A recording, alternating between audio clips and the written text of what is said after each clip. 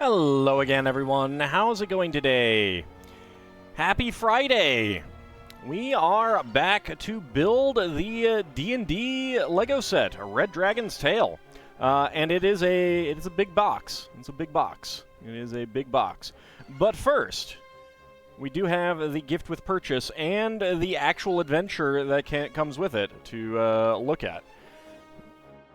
But we should probably open this up and sort through the box first so we can get it out of the way. It is a big set. Let's go ahead and bring that back down there. Is that dragon to scale? It's to A scale. I mean, there's a lot of different dragon sizes depending on its age. I don't know what age it's supposed to be.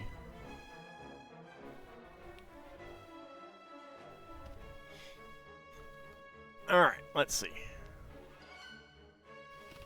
Open it up. Open it up. Let's see, is there going to be a box inside? Oh, yep. There's a box first.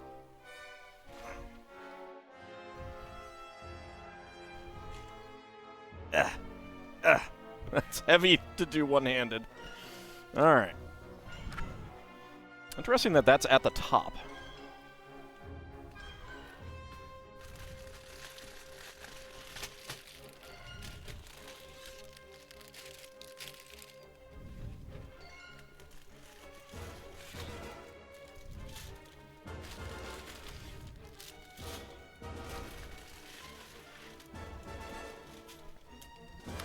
Box within a box, yes.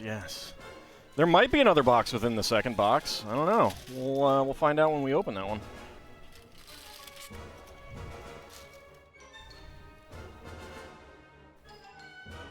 All right, that one can go there.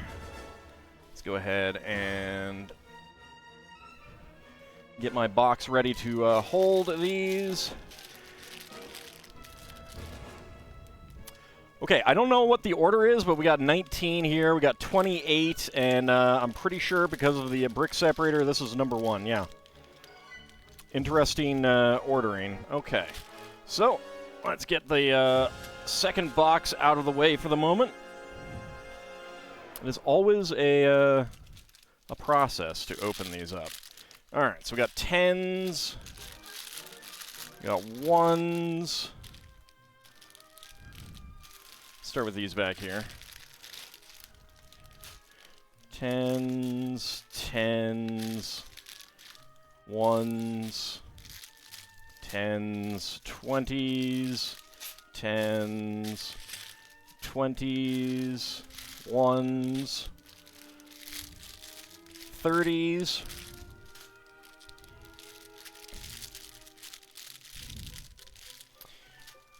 20s. We got 1s, 20s, 10s. There's another 20. Another 20. Actual 20, in fact.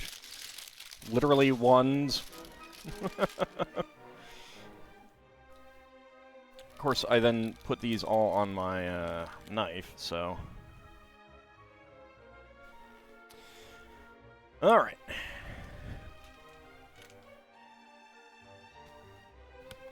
There we go. Slice that one open.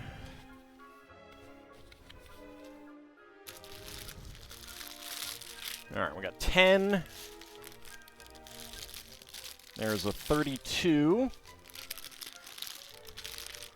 6 for the 1s. We got our large plates. Another 1s. That's 23, so that goes back with the 20s.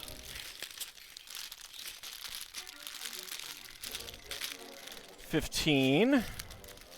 7.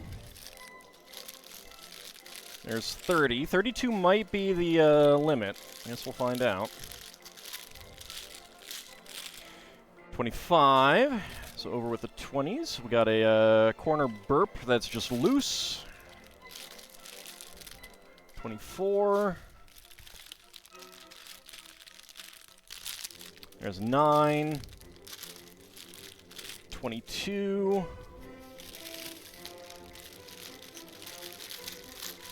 4. Oh, nope, 14. And 13. All right. And the instruction booklets. Oh, actually, hold on. Ah, I think those are the wings. For the dragon. So we will put those aside for the moment. There are stickers in this set. Alright, so we're starting with the 30s. We got 30, 31, and 32. So those go into my side box. Alright, now the 20s. 24, 25, 23, 22, 21 and 20. Alright, there's 28. There's 29. Alright. 29. That's all for the dragon, I'm pretty sure, given the sheer amount of red. 27, 26.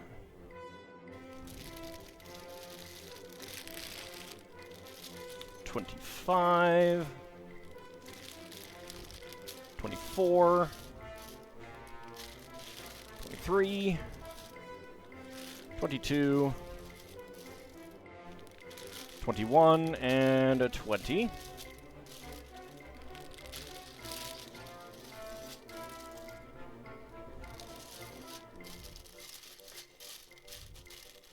There we go. All right.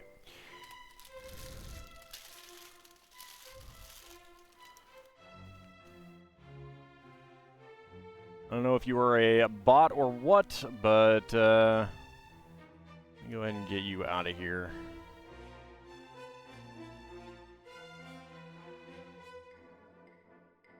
Get out of here. And a time to report.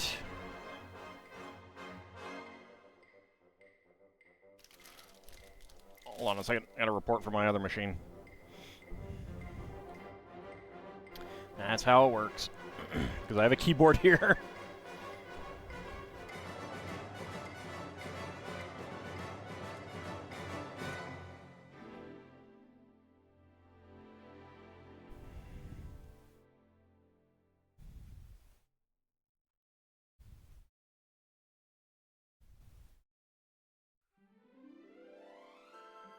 There we go. Taken care of. Howdy, how's it going? Just had to bop a bot, or a scammer, or something. Alright, so there is 15, 14, 13. There's 10. We are building the D&D set. Alright, there's 19. Howdy, Bahamut, how's it going? There is 18.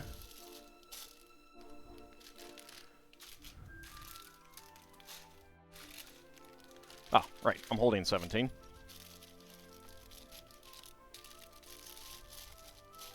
17, 16. Let's see. There we go. 15. Gotta sort out all the bags first. You have taco-flavored chips. What are taco-flavored chips? Isn't that just like Doritos with meat and cheese and lettuce sauce or something? 13, 12, 11, and 10. Howdy, PGW Chaos. How's it going? Do I like Star Wars Lego? I mean, it's fine. I'm not a huge Star Wars person, so I mostly just get the sets that interest me. I don't go out of my way to collect them.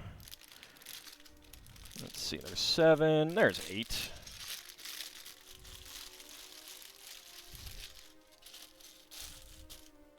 There's 7. There's 6. There's 5. Ooh, purple. 4. 3 and 2. And finally 1. We will put that aside along with these, because we are going to take a look at the other things first. OG Doritos back in the day were all just taco flavored. Alright, so let's actually take a look at the adventure. They had a very limited number of the adventures. And even though I don't play 5th edition, you know, I had to get a hard copy of this, you know?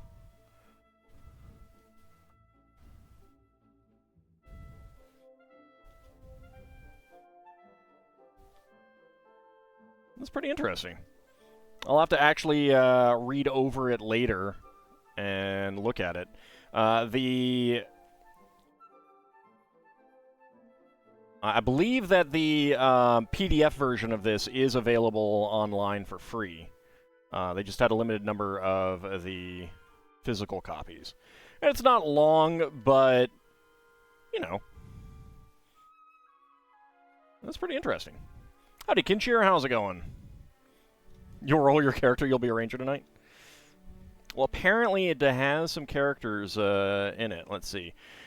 Dwarf Cleric, Elf Wizard, Gnome Fighter, and Orc Rogue. Lego equipment. Armor, Holy Symbol, Hammer, Warhammer for the Dwarf Cleric. The Elf Wizard, Arcane Focus Rod, Spellbook, 3 Spell Scrolls, Invisibility, a Mage Armor, and Magic Missile. Gnome Fighter, Armor, Longsword, Shield, Short Sword, and Orc Rogue. Cape, 2 Daggers, Light Crossbow.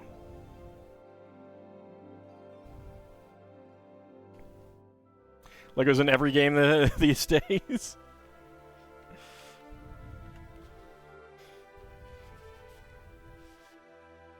What's next? Probably Crusader Kings, you know? Lego Crusader Kings. Let's do it. Let's get it happening.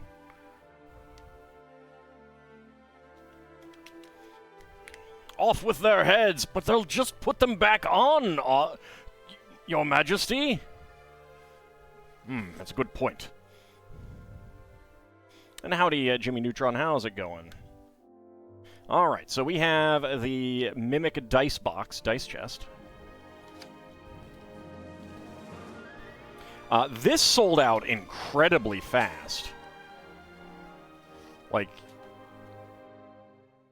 I think it was gone within, like, a few hours of it being available. Lego Sid Meier's Alpha Centauri.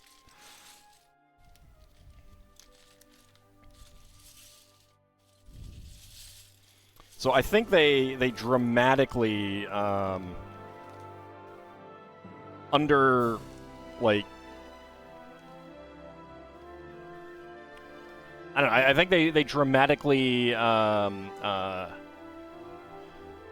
underestimated its popularity, so how popular it would be. So I know there were a lot of people talking about not being able to get it. They definitely lasted longer in the stores, though.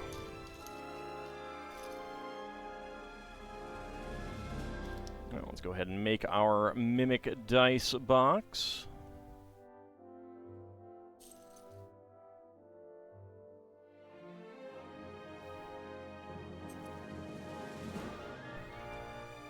So how's everyone doing today?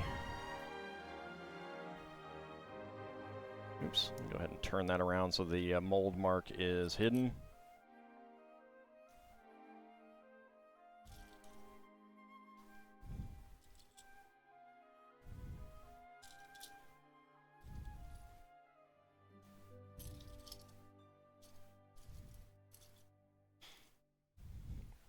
All right. And 1x4 plates. If you look at the original like volume for a Mimic, it's pretty big. Like, they were, took up a lot of space.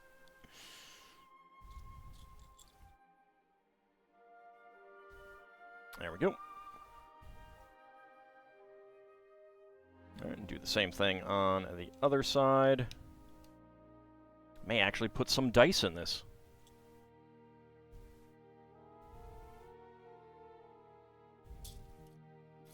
Where is... There's the other one by one.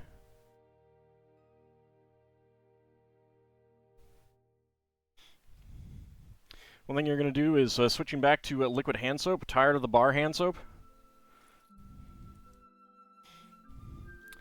Saw the eclipse in totality on Monday. Wasn't going to, but then figured it was only a 30-minute drive. It was basically the coolest thing you've ever seen. Yeah, if it's only 30 minutes, yeah, you might as well. That's pretty awesome. It would have been a little bit more than 30 minutes for me, and I didn't end up getting any of the cool, spiffy glasses for it, unfortunately.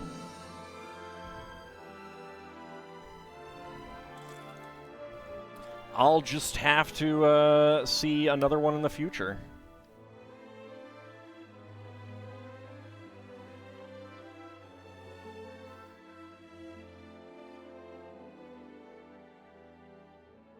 More side studs. Glasses? We don't need no stinking glasses. Speak for yourself. You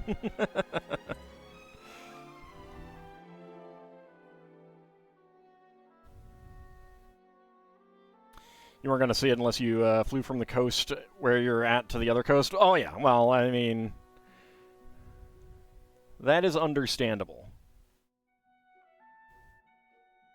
I think the next one for continental U.S. is going to be in, like, the Montana, Dakotas region. But it's also, like, 20 years away, so... 3 hours from there. And my mother went down to Arkansas to see it with her sister.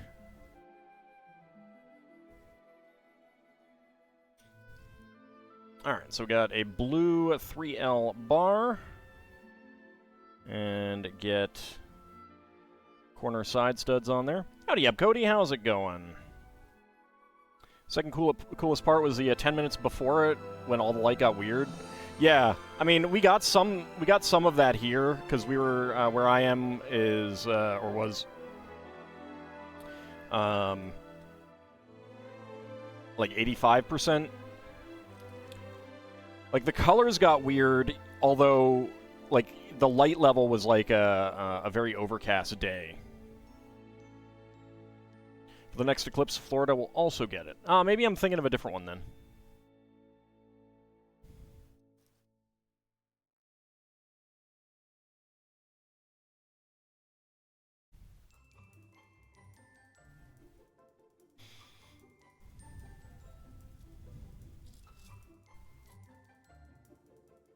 Alright, let's see. Looking for some, there's a dark gray 1x2. Need glasses when you go outside, you're nearsighted-ish. You can still see far away, it's just harder to read things at a distance. I need glasses all the time. I have needed glasses all the time since I was in, like, 1st grade.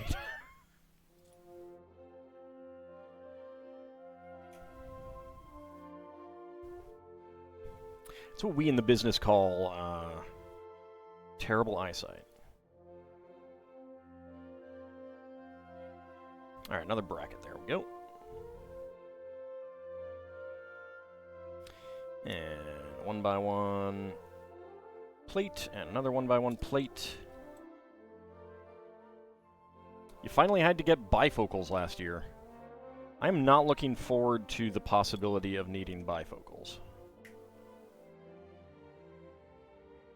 12 states will be in the path of the eclipse. Oh, okay.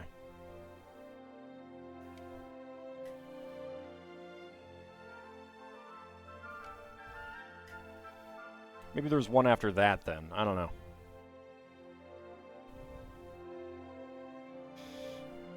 strange thing happened that night? You felt like complaining to someone how rare eclipses were? Stupid solar system. Plan this stuff better.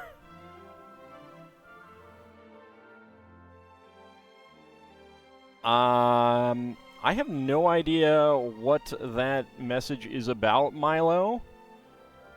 It is reading to me like spam, so you get a timeout.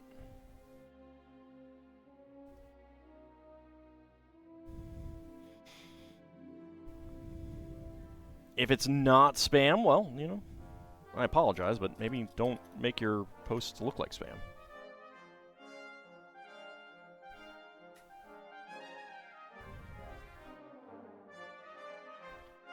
Yeah, it did get dark. It didn't get dark enough for like streetlights to come on around here. Behorn, subscribed for 18 months. Thank you very much. How's it going? We are building the dice box right now.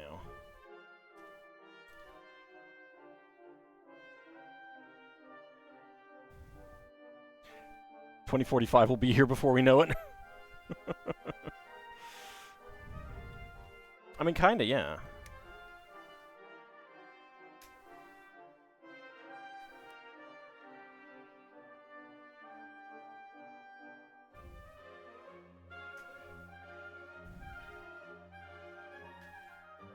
Also seems Disney World will be close to the center of the path. Well, that seems like a good reason not to go.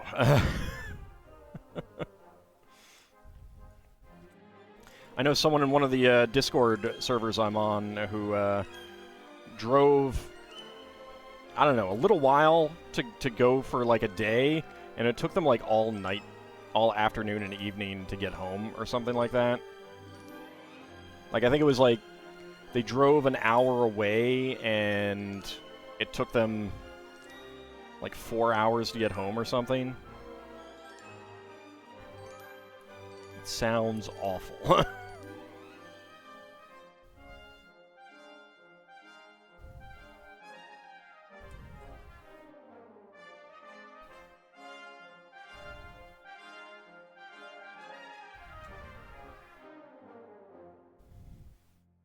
Alright, and that goes right there.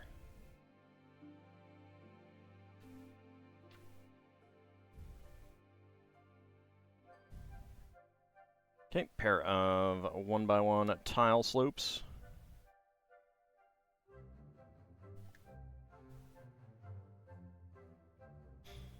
I think one of the reasons why the light gets weird is because you're used to the light. You know, when you get that dim for twilight, the light is also filtering through more of the atmosphere. So it's very weird when so little light is reaching you, but it's reaching you through what amounts to a thinner section of the atmosphere. You'd hate to see what it would be like driving on I-4, the main interstate in Florida. On a good day, it can be a nightmare to drive. Yeah.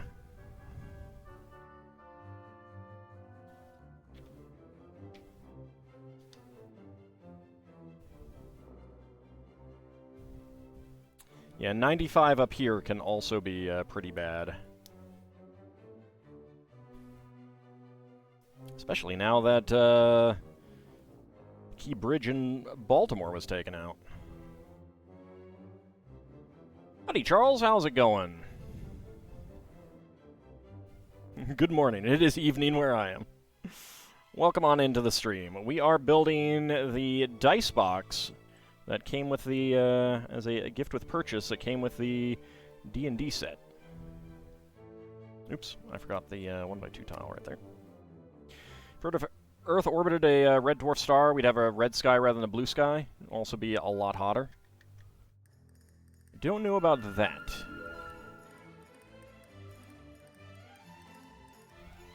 I haven't looked into that kind of thing too much.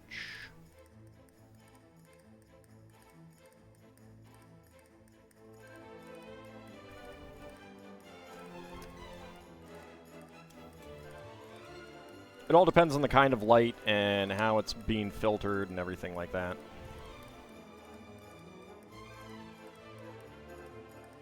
Is that a crate? It is the Mimic dice box. So right now, yes, it does look like a crate.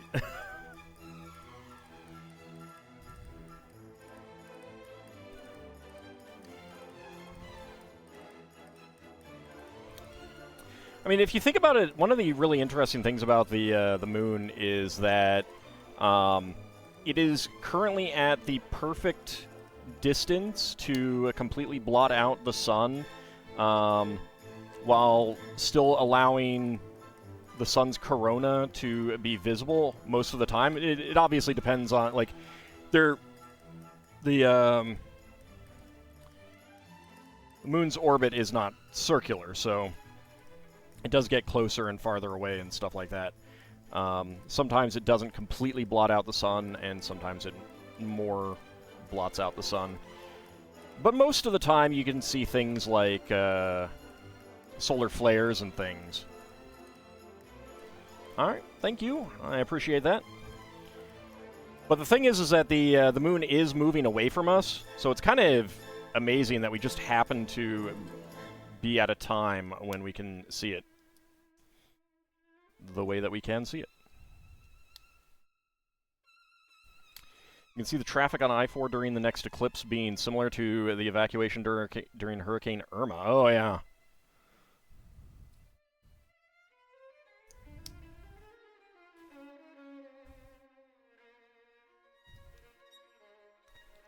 At least people will have the option of staying where they are longer. Like, some people might decide to go home the next day kind of thing, whereas, you know, an evacuation is kind of everyone leave now kind of thing.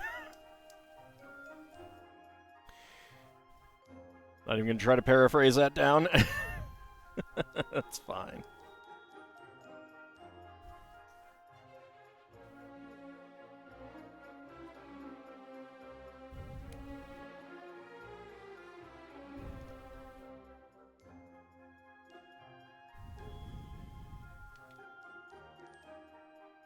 Alright, let's get the click hinges here. And a 2x10.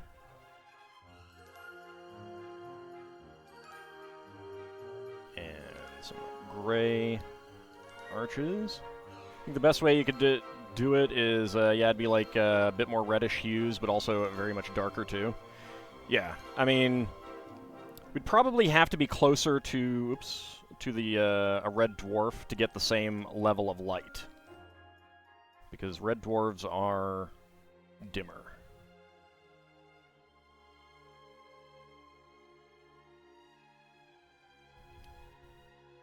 Do not produce as much light.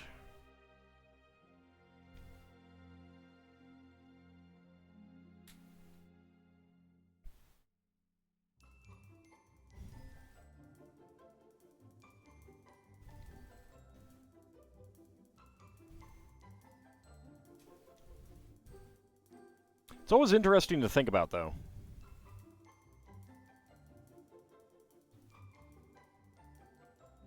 Like, it'd be really neat if someone just made a simulator program where you could be like, what would it look like on Earth if, the sun were blah, blah, blah, or something like that, you know?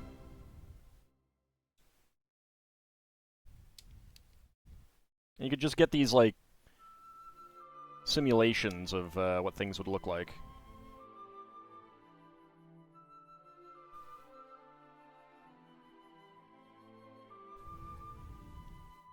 Red dwarf habitable zone, you think is where Mercury is? Yeah.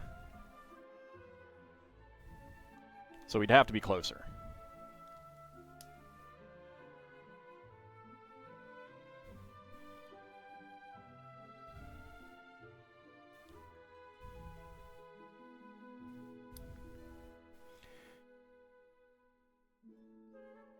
Didn't have that much of an issue leaving Tampa to Pensacola. Did take around 8 hours instead of the normal 6 hours. Coming back, it took like 13 hours. Oof.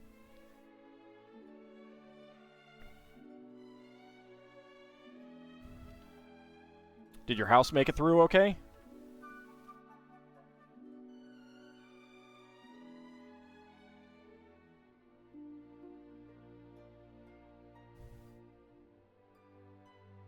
Didn't even lose power. Nice.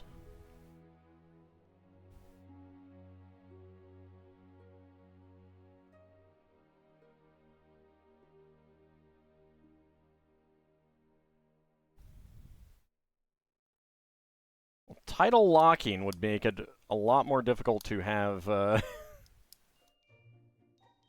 life would be very different with title locking. Possibly a dumb question, but are mimics always chests, or can they be other things? They can be other things.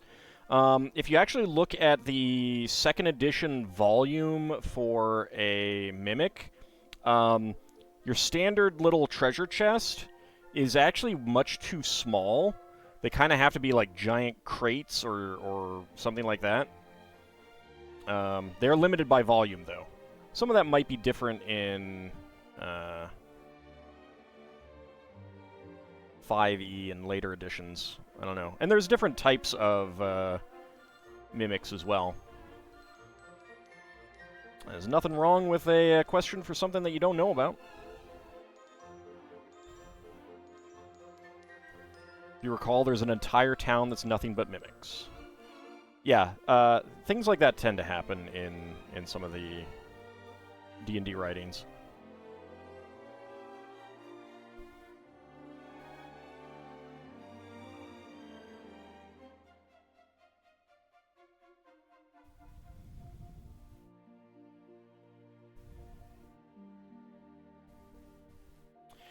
There is a there's a demiplane that is like that, I believe. A demiplane in the ethereal, where it's not so much that they're mimics, but they are a mimic-like organism, and people who stay there do get turned into the similar. Now you're imagining a refrigerator mimic, and you are a little scared. Oh yeah, oh yeah. A refrigerator would be a good size for one. Oops. Pop that off.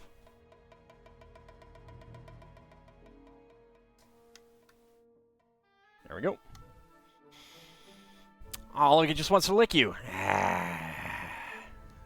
Then you can hide the tongue and close it up. Alright, so we have some spare parts. 1x1 quarter cylinder tiles in purple and brown. Brown 1x1 tile slope. Dark gray 1x1 plate. A gray 1x1 tile with lock print. And a blue 3L bar. Alright, so let's put some dice in it.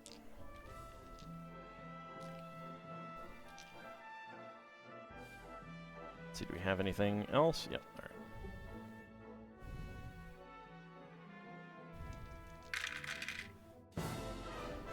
There we go. That holds dice pretty well, actually. Probably could get 2 full sets. I was a little worried about how much it could actually hold, but that's pretty good.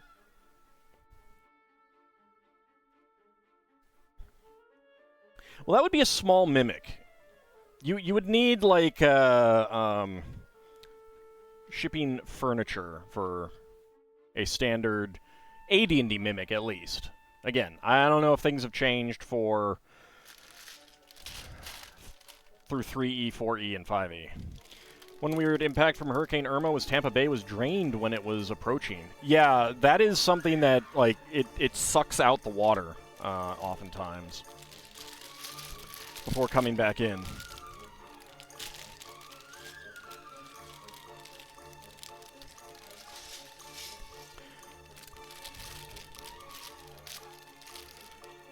Before airplanes and weather monitoring and satellites and stuff like that, basically the way that you knew a hurricane was coming was oftentimes something like that. If you were living in a port town and the bay basically like drains out, run, get up high. Someone built that independently, you'd be very impressed. Yeah, it's really nice. They did a really nice job with it. Good colors, looks good, holds the dice. Do need to be careful about where the dice are when you turn the tongue back in, but it's okay. It just wants to lick you.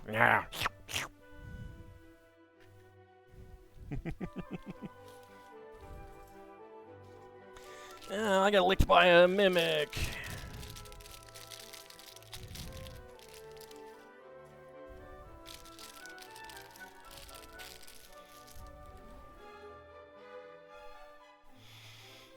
Technically, if any large amount of water drains from a lake or shore, run, because it means a big storm or tidal wave is coming. Yeah. Yeah. So I really, really do like the artwork used for the cover of the set instructions. Like, rather than just a picture of the set itself, it's just this really nice piece of art. It's really nice. I don't know who did it.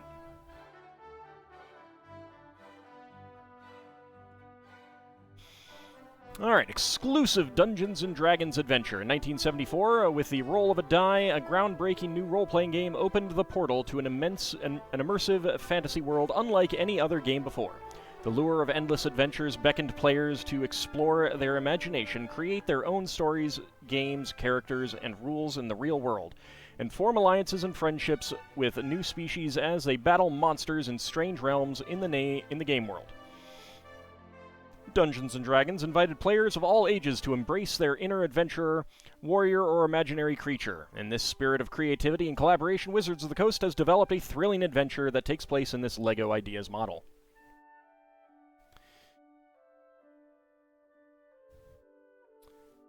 Since it's Florida, there are videos of people walking around the drained bay. I'm glad they left before the water returned. Before you start playing, scan the QR code to download your copy of the exclusive adventure from our website. Embraces his imaginary creature. Aww. Aww, thanks for the hug, Mad Martin. I appreciate that.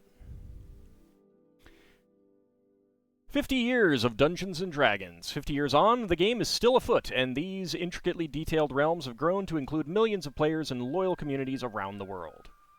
A tribute for players by players. In the fall of 2022, we launched a challenge on Ideas, Lego.com,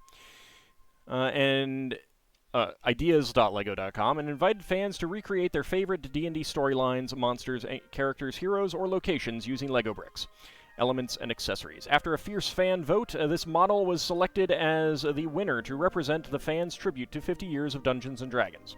Partnering with game developer Wizards of the Coast, we are proud to share with you a bespoke adventure module specifically tailored to this LEGO Dungeons & Dragons set. Available on LEGO.com through the LEGO Insiders program, Dungeons & Dragons Red Dragon's Tale takes you on an epic journey full of monsters, magic, and merriment, blending the creativity of both worlds to offer a truly unique LEGO Dungeons & Dragons experience.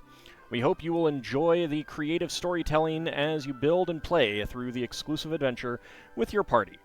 Be inspired to display your passion for LEGO building and D&D and create your own adventures with the set and its characters. Howdy, little bunny. How's it going? What, is Horse not on there? Did Horse get moved? No, Horse is there.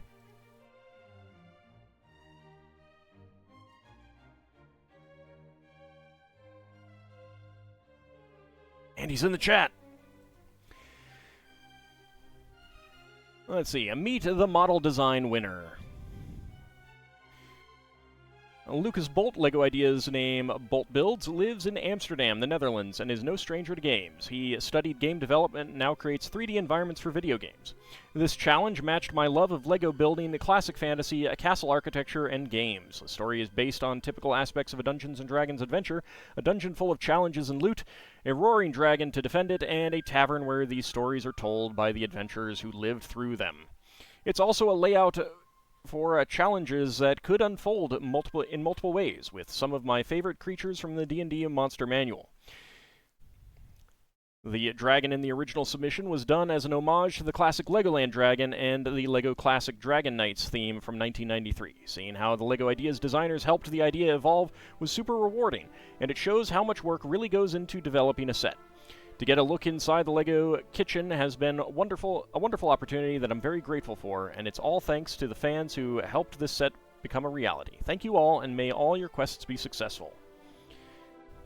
Lucas with his original fan submission. So some people complained about the change, but like one of the big things that they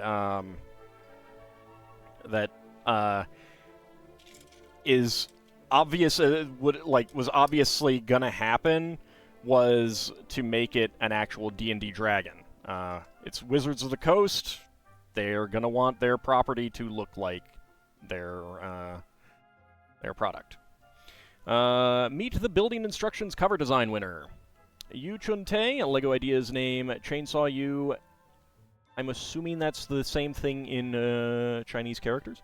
From Taiwan, is a creative director at an advertising agency and a talented illustrator. His beautiful artwork won the contest to be featured on the cover of this booklet. I thoroughly relish the creative process, brainstorming and experimenting with various possibilities. I often keep an eye on contests on the LEGO Ideas platform, where astonishing creations truly captivate me. I spent a considerable amount of time researching various D&D artworks to decide on a theme, and decided to adopt a relief-like form. Given the nature of this style, I had to balance between avoiding excessive realism and maintaining a clean and concise appearance. I also needed to create an overall sense of antiquity and weathered texture, which wasn't my strong suit. Additionally, recreating the well-known antagonist character posed a difficulty as it required staying faithful to the original design. I hope fans will enjoy the result as well as the model. I'm a big fan of the cover. Like that, I would like a framed print of that cover would be pretty awesome.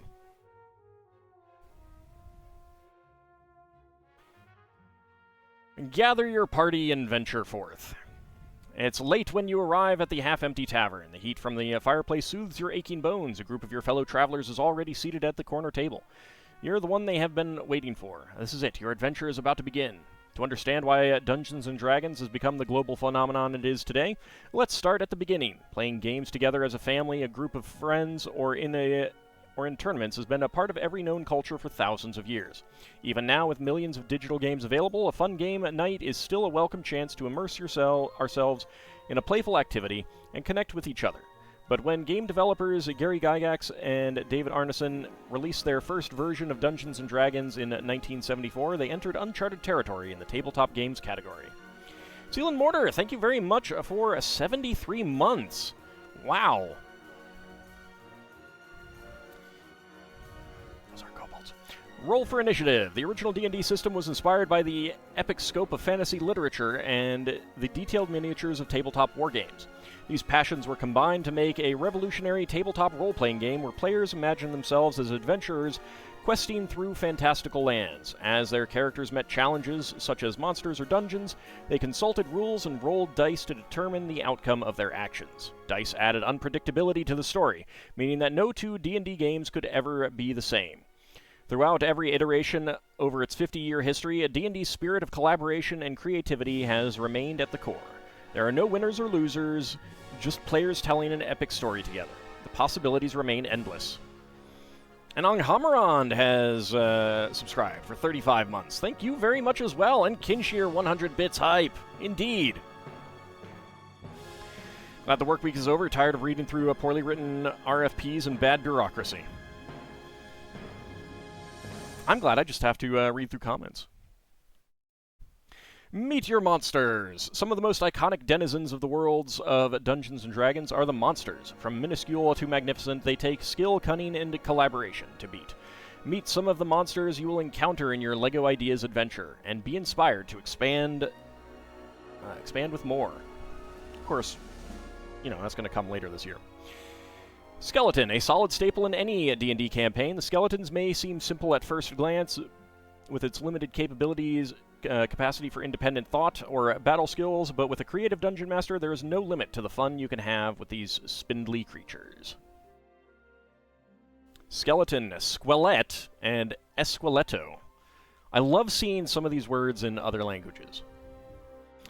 Gelatinous cube, usually found filling corridors or blocking any escape from dungeons, these slow-moving, mindless amoeba-like beings are completely transparent and difficult to spot. A reflection of light on its surface may give away its position. It can absorb and dissolve most organic matter that gets in their way. Owlbear. Living up to its name in terms of both looks and behavior, the owlbear is one of the most feared predators of the wilderness. With senses as sharp as its talons and a heightened sense of smell, this unusual creature is a volatile fighter who likes to hunt its prey for sport. Beholder. Feeling watched, feared by adventurers for its unpredictability and power, this floating spherical creature emits different magical rays from each of its eye stalks to inflict perilous harm on its enemies. The beholder is highly intelligent, ruthless, a fierce opponent, and a true test of a party's mettle. Displacer Beast. This six-legged, tentacled, feline-like beast sometimes hunts in packs, but is just as often seen on its own, attacking lone travelers. A Displacer Beast can bend light to appear to be several feet away from its actual location, allowing it to take enemies by surprise. It is a popular guardian among wizards and others who use magic.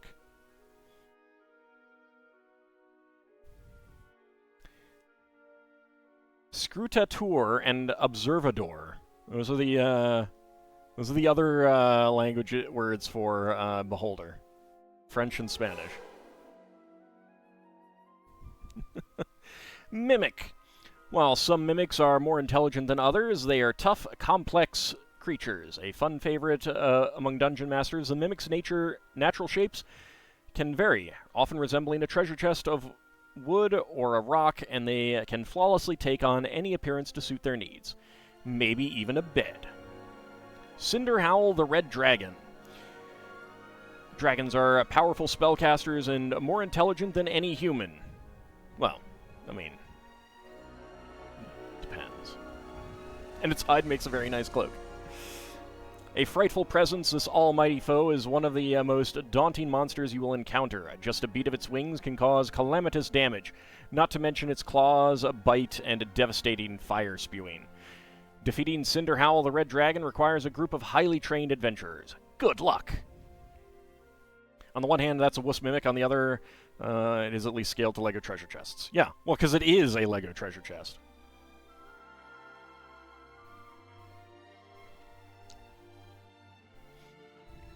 And then there's this one. Gonna lick you all. Alright, chapters from the first 50 years. So we got the 1974 Dungeons & Dragons by Gary Gygax and Dave Arneson. 1983 Dungeons & Dragons Set 1 Basic Rules. That's not that, actually. Interesting. 1989 Player's Handbook 2nd Edition. Ah, the best. Need cooler dragon names like Vermithrax Pejorative? What about Jularatha? Correction, it's a LEGO treasure chest with eyes. Yep, it is. From its early predecessor to modern editions, the Dungeons & Dragons Player's Handbook provides everything players need to create and navigate intriguing campaigns and role-playing adventures. After the quite complex and equation-heavy rules in the early editions, later updates became more refined and welcoming to new players. With rules for fantastical medieval wargames campaigns playable with paper and pencil and miniature figures, Dungeons & Dragons consisted of Volume 1, Men and Magic, Volume 2, Monsters and Treasure, and Volume 3, The Underworld and Wilderness Adventures. This iconic rule set included a simpler, clearer version of the rules and a story universe to ease in new players. Even today, it remains a popular introduction to the game that new players can study to familiarize themselves with D&D lore. Yeah, except that's not the basic set. That's the first edition Player's Handbook.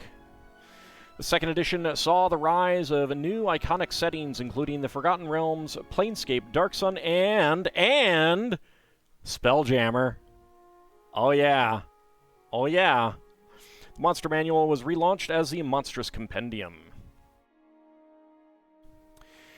2000 Player's Handbook 3rd edition.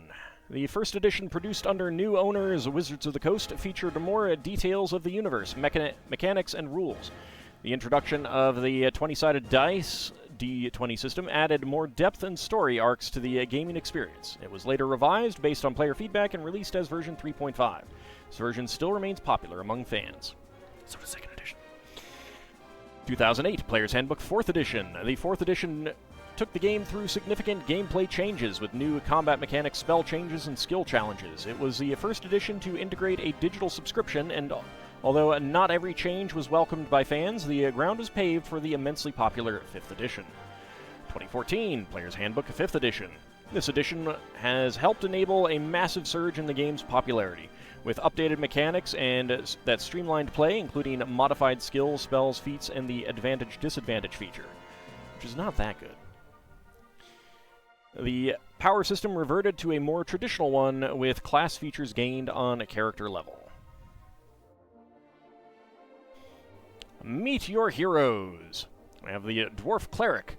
A cleric channels divine magic from the god they serve. They are powerful healers who can help their party survive any encounter. In battle, clerics wield a holy symbol and a weapon that shines with radiant light.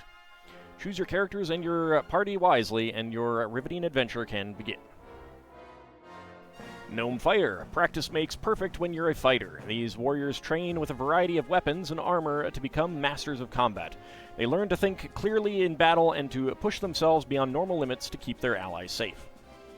Orc Rogue. Rogues are masters of stealth who can attack from the shadows or sneak past without a sound. Their clever minds and quick fingers are adept at picking locks and disarming traps. If a rogue is watching, you won't know until it's too late. And Elf Wizard. Wizards study books and scrolls to learn the art of magic. They copy spells into their spellbook, the sum of all their knowledge and the most precious possession. Each wizard specializes in a school of magic, such as illusion, necromancy, or enchantment. From niche to global phenomenon. Since the 1970s, the game has spawned tournaments and live-action role-playing events in local and global communities, and the Dungeons & Dragons universe has expanded into novels, video games, a TV show, and movies. While D&D was briefly targeted by the moral panics of the 1980s, research has proven that the game can be a successful therapeutic tool for both adults and children, from advancing social skills and empathy to improving creative thinking, language, and problem-solving skills. Many schools around the world even facilitate D&D clubs as an after-school activity. Moral panics! Expand the gaming experience. D&D has inspired pop culture, a myriad of books, and a new franchise games, both tabletop and digital.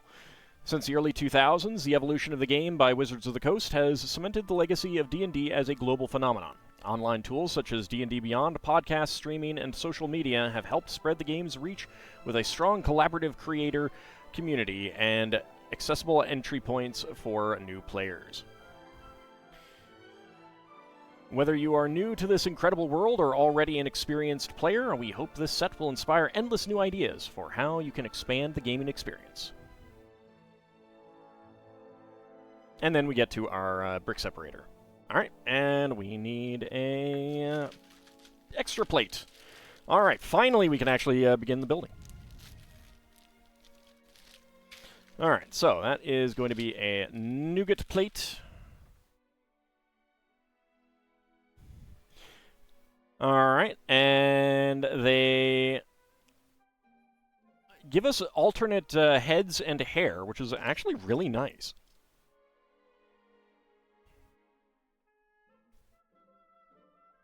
Although I don't know why they have you taking off the beard for the lady.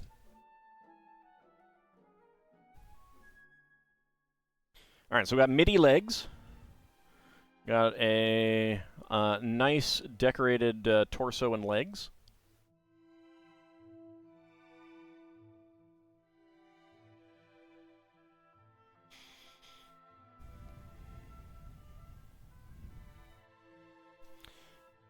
Alright, so we got dual-sided male head.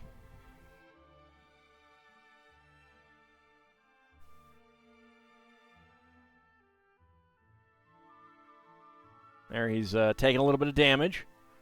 There he's rather determined.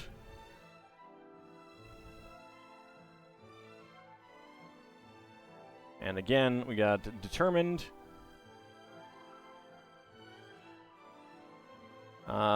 And happy, I guess. But indeed, yes, let's, we gotta make our Lady Dwarf, have her beard.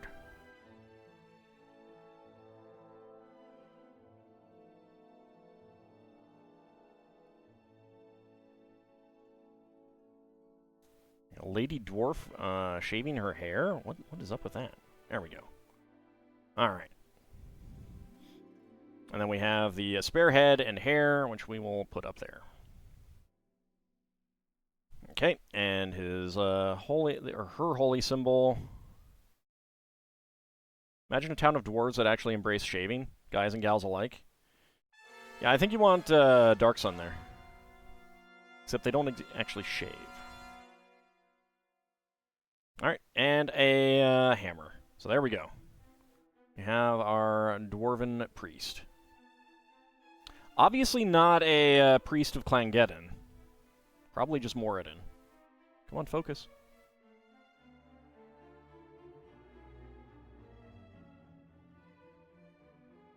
Focus. Okay, doesn't want to focus.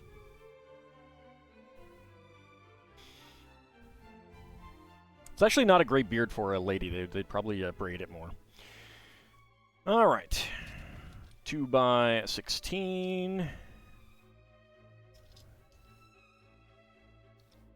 Actually, that is 2x14. Yeah. All right, 2x14.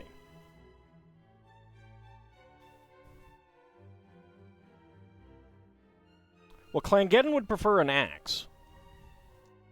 Especially 2 axes. Howdy, Clouth Warthog. How's it going?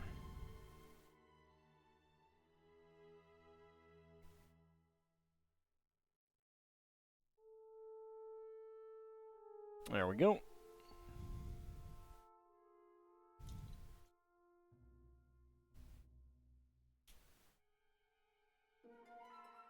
Is the only 3 Dwarven gods people care about? I care about the others. Especially the one that I expanded upon, Khador.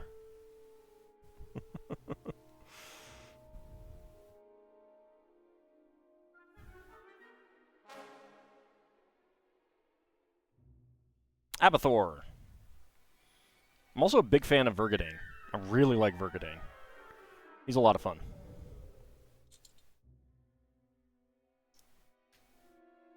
No problem. I may know deities pretty well.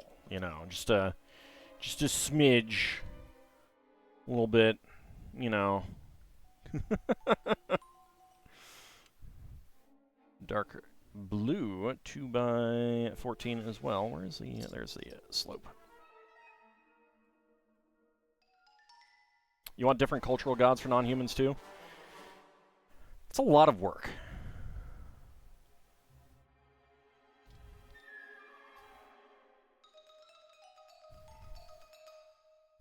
Should take that knowledge and do a blog with it. Yeah, I know. I totally should. I could even have a slogan on there where all platonic solids get a fair shake.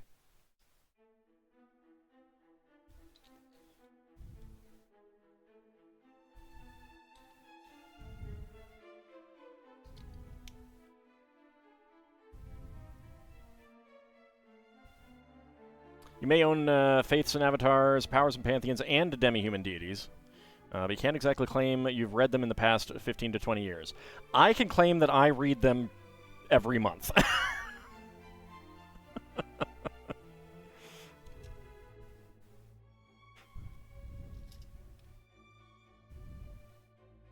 I have also written non-human deities in that format.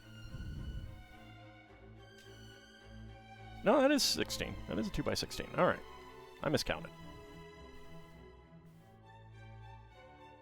Now we get some brown 4x8s.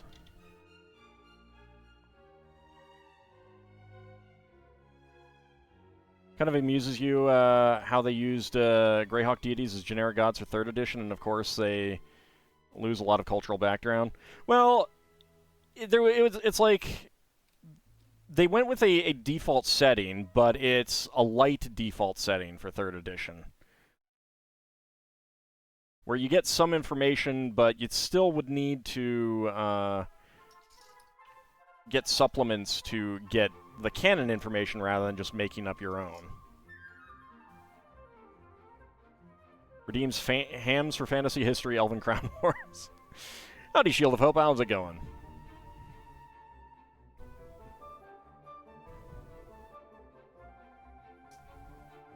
But yeah, Duke Darkwood, if you weren't aware, I have been updating monster mythology and other deities to the Faiths and Avatars format for about as long as I've been Let's Playing, actually. 2011, I think I started. Maybe 2010. Yeah. 15 years. Give or take. God, that's been a long project. In the D&D setting world, you had a pantheon for it?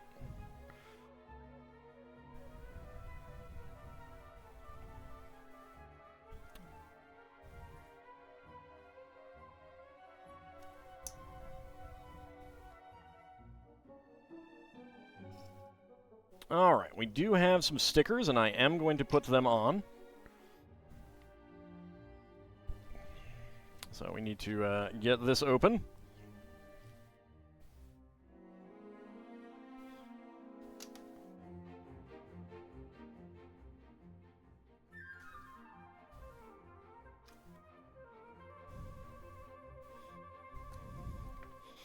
Okay, so there are the 4 manuals. 4 manuals, good lord. Alright, where are the... There's a sticker sheet. Okay. No sticker sheet. There's a sticker sheet. There's a sticker sheet.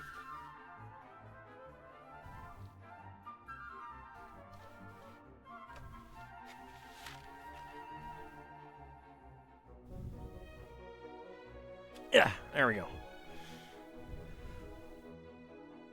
Stop sliding thing to the side. There we go. All right.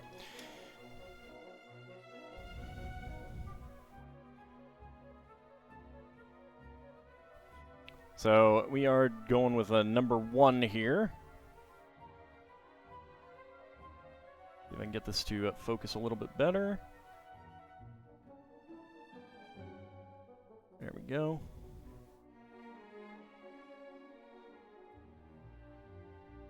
There's a missing kitty.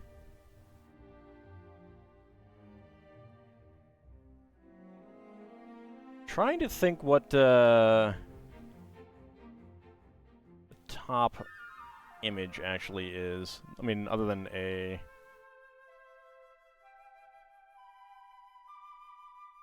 picture.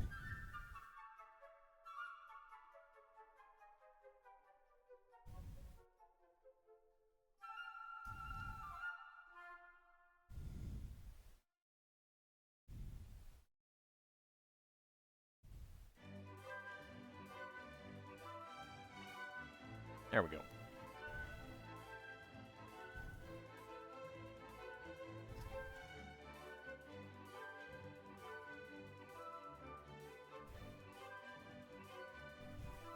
All right.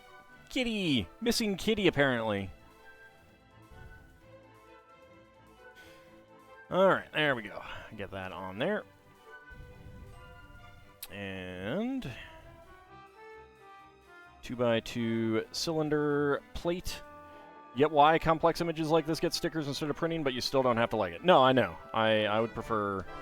Well, okay, so I'm very selfish in this way.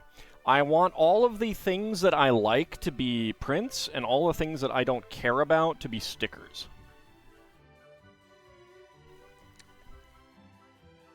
Because if I don't care about it and it's a sticker, then I don't have to put it on, and it doesn't matter, and I can use that part for other things. Whereas if it's a print that I actually like, an image that I actually like and would use in other ways, then I would want it to be a print, because I will use it.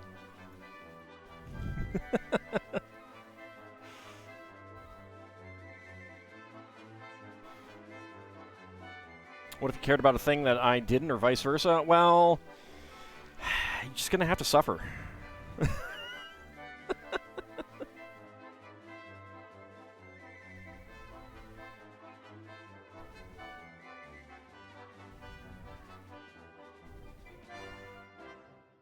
Howdy, Dracophile. Will now pass out from food coma. You should probably be careful about that.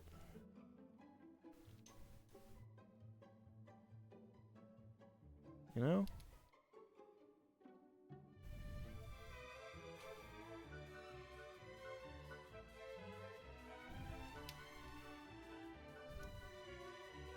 Okay, we're getting some stone tiling here. Frizzy-haired lady in indigo there on the right would probably fit into a D&D theme well. Oh yeah, that's one reason why I wanted extras of her. I got 2 of her.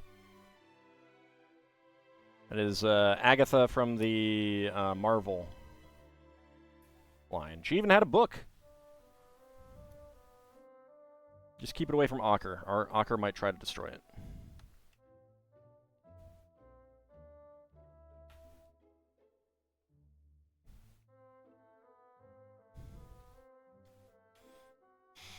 There we go. She has a book now, yes. She has a book now.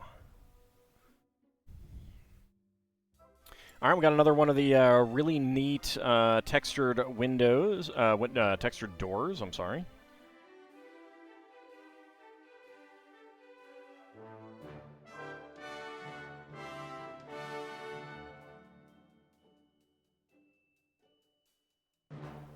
There we go. And get a gold doorknob.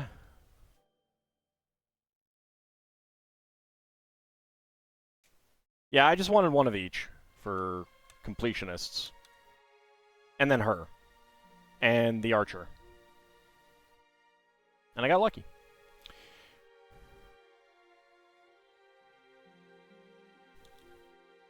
Alright, let's go ahead and make a little fireplace here. What game is that music from? Oh, that is Dragon Quest. It's multiple Dragon Quest games.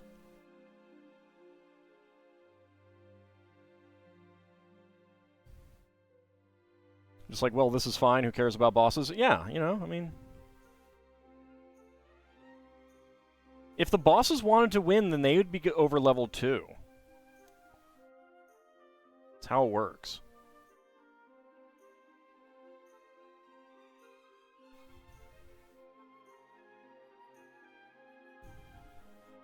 Sounded so familiar, but you weren't able to place it. Well, you've certainly heard it on the stream before.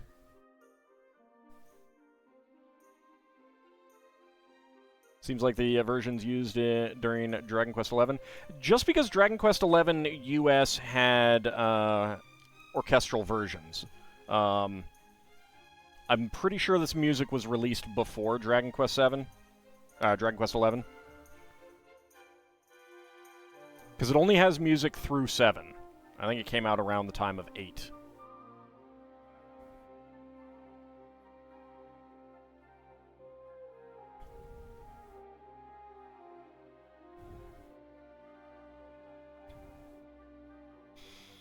Not that one. I want the beige. There we go.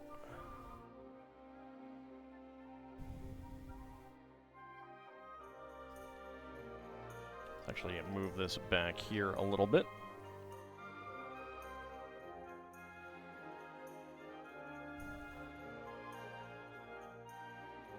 I mean, it's entirely possible that Dragon Quest XI used these specific compositions. Because this is London Philharmonic, I think. Yeah. I actually had to take one of the pieces of music out because of a copyright troll on YouTube.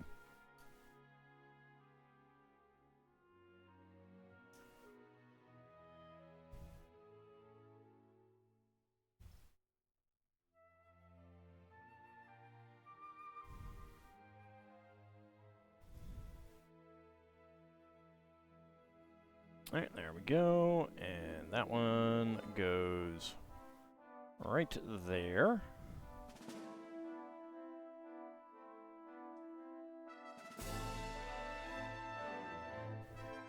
And we get some water underneath here. I like the use of dark blue for water, just because I like getting dark blue.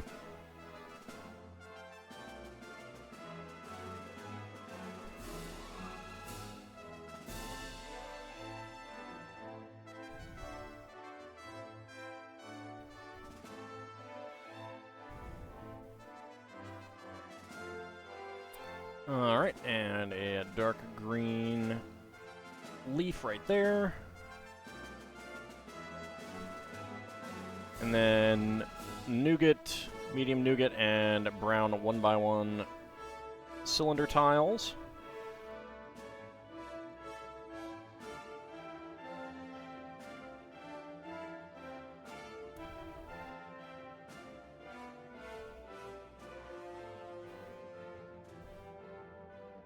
Yeah, but it's not creamy nougat centering. And a dark green plant piece. Okay, so that is that one. A lot of extra pieces. Okay, this is definitely probably going there. Let me see. This is definitely a used part. Yes, that goes right there. Okay. Now we get extra pieces.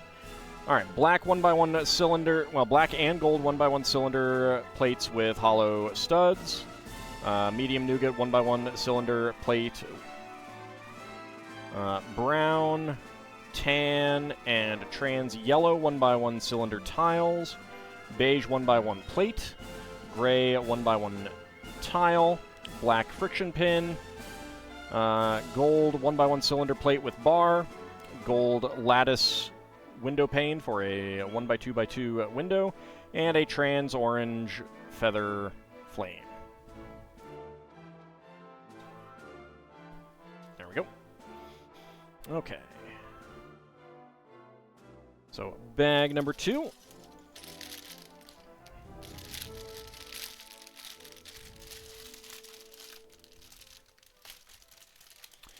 almost half tempted to try making pizza soup.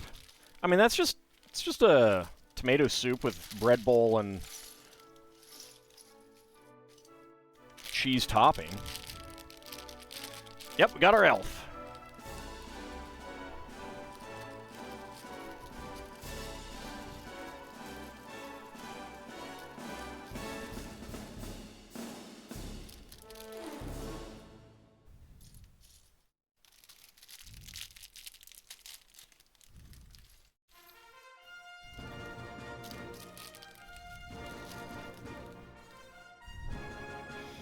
Alright, let's get her dress, her torso. I guess technically it's a robe. Head and hair. And there is that. Alright, so we have 2 different heads.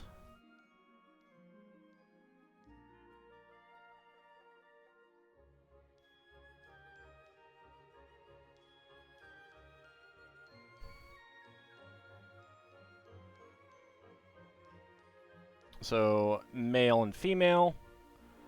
That's like their happy look and determined and scared look. Yeah, see, this is the face of a first-level wizard who just realized that he's up against a house cat. You're planning on making pizza cake one of these days for the memes. Ooh, look forward to that. We're gonna put aside the male face, though.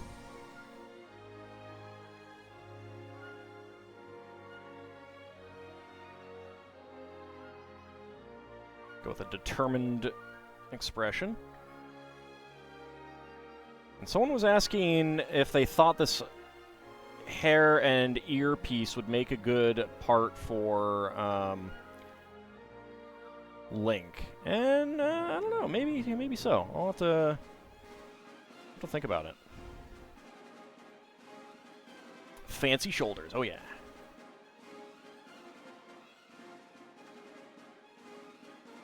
That is a lovely hairpiece, though. Look at that.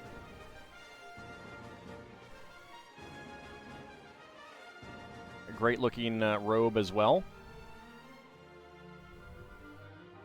Or in her case, dress. Alright, let's make her spellbook.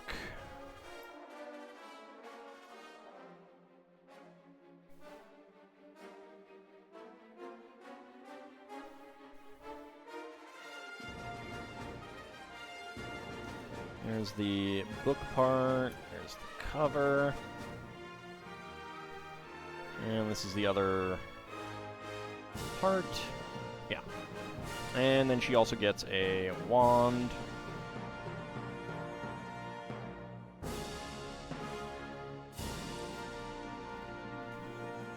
There we go.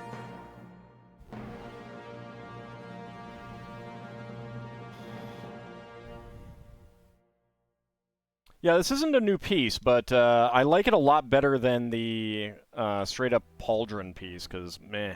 Epaulets are fine.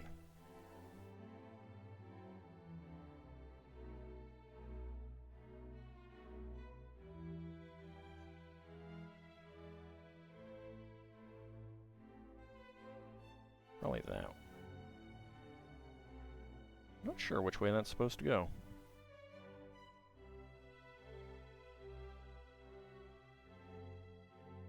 Guess I'll put it that way.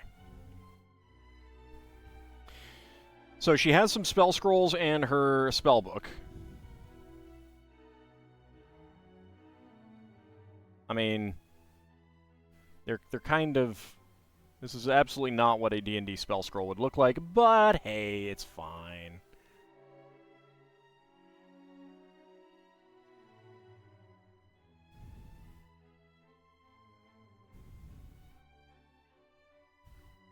Alright, but we do need to put a cover on this book. And it looks like number 7. Yes.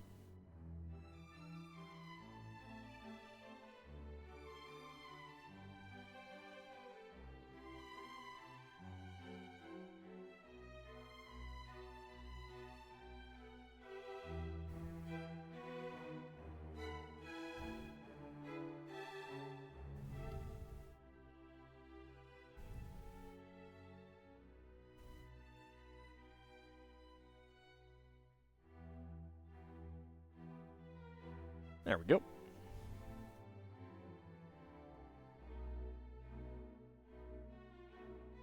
Nice decorated book cover for her spellbook.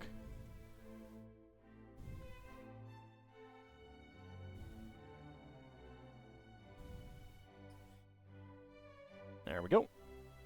Get her over there, and it does show swapping out the face. Alright, let's see. 1x4 plate up here.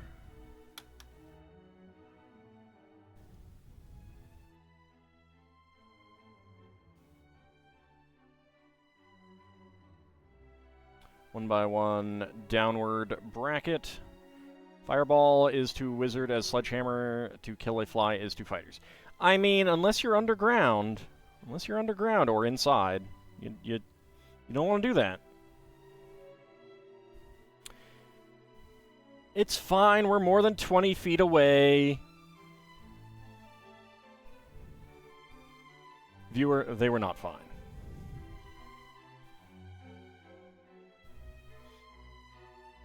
Alright, inverted 1x3 slope and a 1x2 with center stud.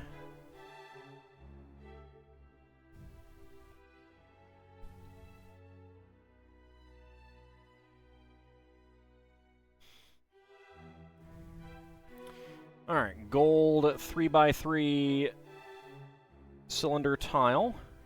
1x2 plate with clip. And we get our in plain sight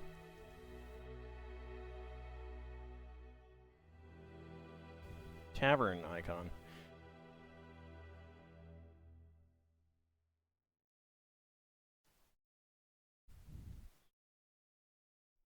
So 2E lightning bolts only reflect back at you. They do not bounce around. Although a lot of people do house rule them to bounce around.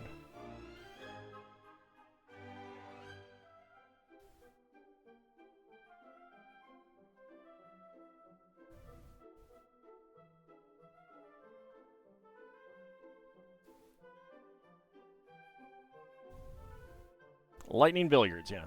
It's not exactly that. One of the reasons why it bounces back is because, like, one thing that you can use a lightning bolt for, one of its good uses, is when you don't have a key and you don't have a knock spell. Baldur's Gate had them reflect as proper to the angle. Yeah, well, they're wrong. Baldur's Gate did a lot of things wrong. Never, ever, ever, ever, ever, ever, ever take Baldur's Gate doing something as this is how it was in 2nd edition.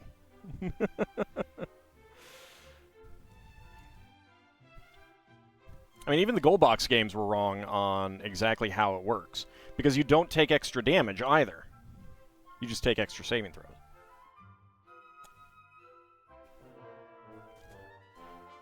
So, like, let's say you're in a narrow corridor. You get up as a wizard right next to an enemy. You know, so basically, you know, like this. And here's a corridor. Let's say you're a wizard and you're somehow immune to lightning. Doesn't matter how. So you fire the lightning bolt this way, so it bounces. It'll bounce back and forth until it reaches its length, which is about 80 feet. So you're looking at, like, if it's a 10-foot corridor, you're looking at 8 times. All that means is that you have to make 8 saving throws, and if any of them fail, then you take max damage. You take full damage. It still bounces back at you.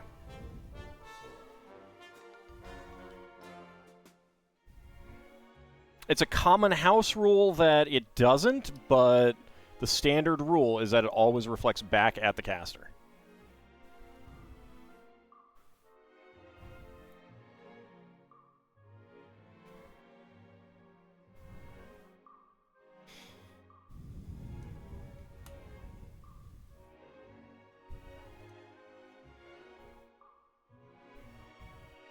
Two brown 1x1s. What if the dwarf became intangible? Would it still hit? Generally, yes, because intangibility can still be hit by magic. If it said that, if it was a creature that was immune to lightning, or it said, while intangible, it cannot be hit by lightning, or blah, blah, blah, other types of effects like that, then it wouldn't work.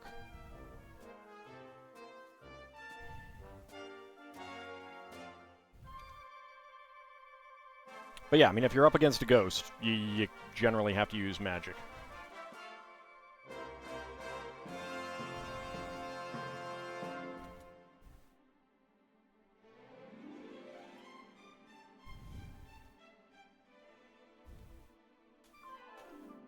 What if the dwarf was made of rubber?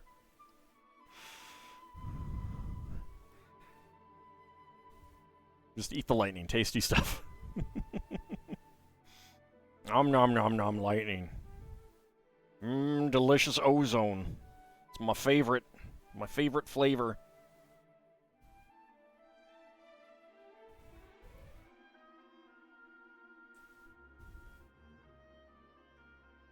So, yeah, the dwarf would have to make 8 saving throws, and if any of them are failed, then they take the full damage.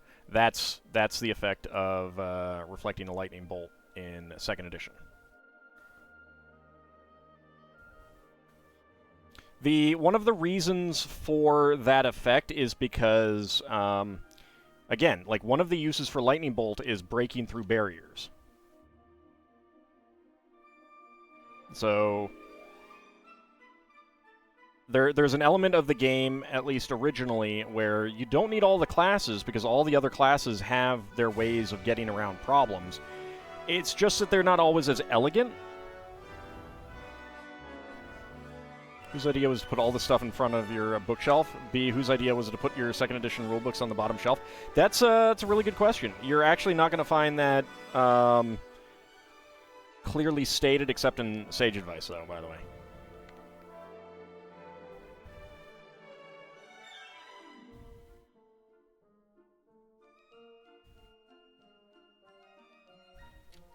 Sage Advice is valuable for clearing up things. Nothing as elegant as a Mega Flare. I mean, I don't know about that. I don't don't know about that.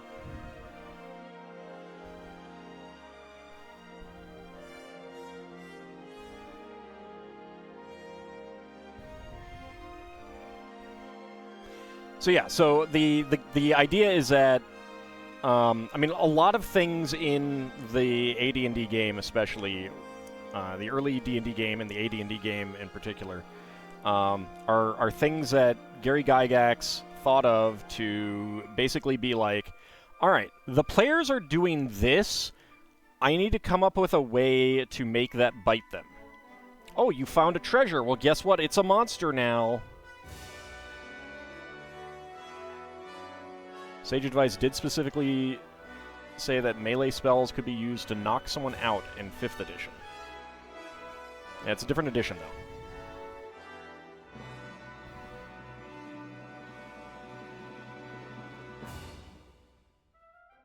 Like the half-orc thief that put all his points into intimidation, hide in shadows. He looks directly at the observer as he stomps by and says, "You don't see me."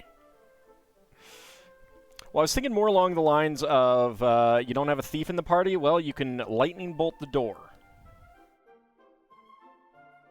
It's not subtle, you know, or the fighter can bash it down or something like that.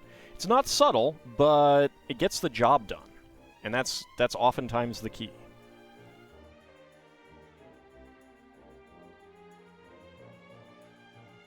It does say rebounds from the barrier toward its caster. There you go.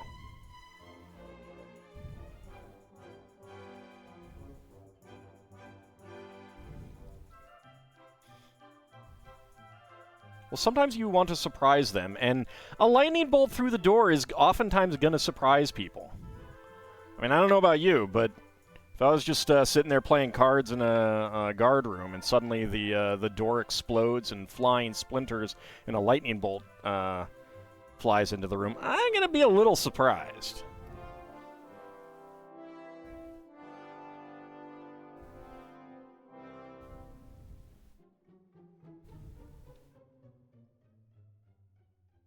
I mean, I don't know about you guys. Surprises you each time that happens to you, that's for sure. Yeah, see? Remembers a metamagic feat from the 3.5 Cityscape book. But Ald, hear me out on this. A lightning bolt coming from the door. Oh, but that's just called a trap. Picking locks is pretty easy, to be honest. It's more a matter of time and noise. Well, but that's kind of the point, is to surprise things.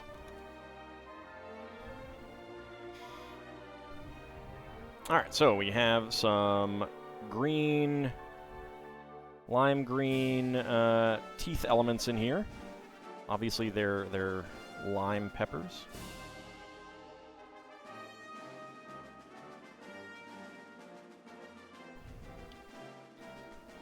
There we go.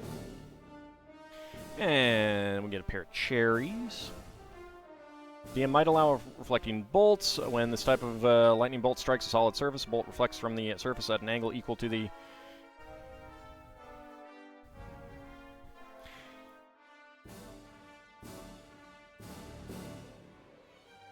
That's fair enough. I might have been looking at the Sage Advice from 1E then. Still, I much prefer it to directly bounce back. Forces you to think about it a little bit more.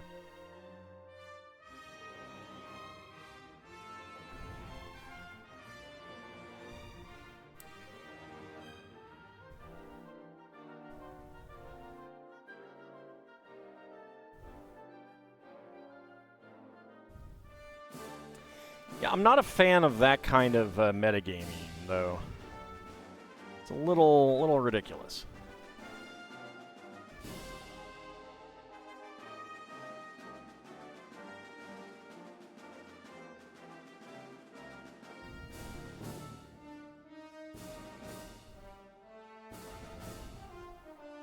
Gotta have rules that make things risky. Gotta think about things so that in the heat of the moment, you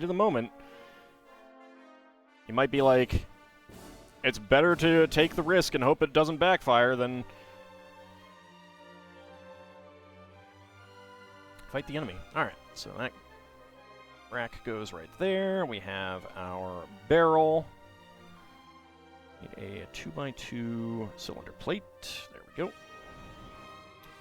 It's a brown barrel with, I mean, a dark brown barrel with a light brown, regular brown lid. Okay, that goes right there.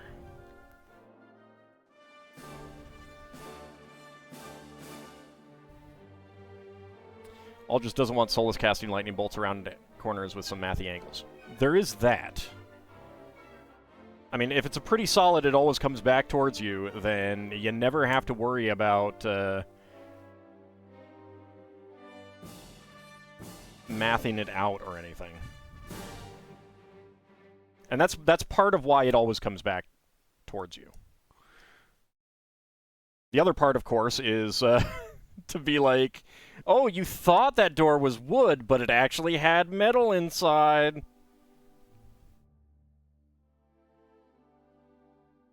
Roll a saving throw versus spell, please. Alright, so we have a rapier. Right in there. Get a spear. Why is the bookshelf your rulebooks are on at the very edge of your headphones range?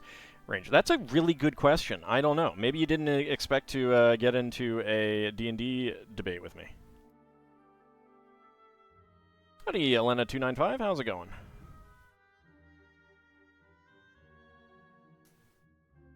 Prefer Finn's lightning bolts. A little limited in when they can be used, but they just come straight down. That is also nice. What is the range of your Mega Flare? Your Mega Flare only has a range of 10 inches. Sorry.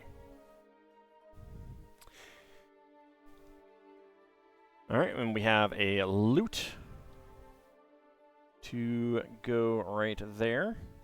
The loot is not in the tree. I don't know why not. Loot should always be in the tree. Okay, we have some trans green bottles in the corner. Goes to the feats to improve the range so you can Mega Flare from space. Sorry, we're playing 2nd edition, so no, no feats.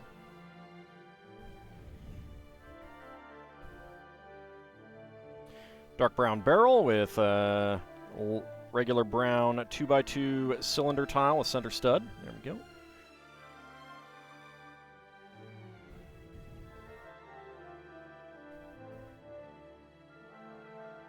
Jar there. Get a black plate, which I don't think they've done before. We got white ones and clear ones. Put a chicken leg on there, actually a turkey leg. This is really big.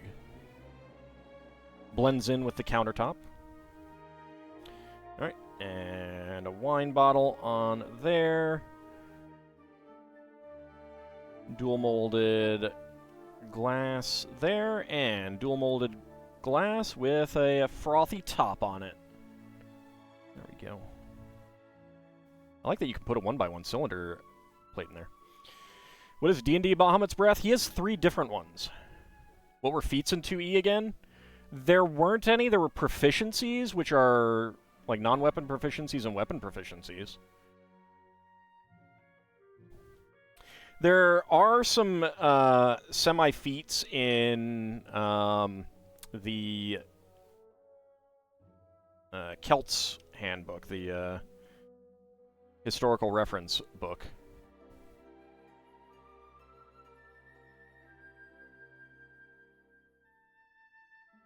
I believe he has 2... I think he has cold and a gas cloud and maybe a rectangular cloud, and then I think a conical gas spray.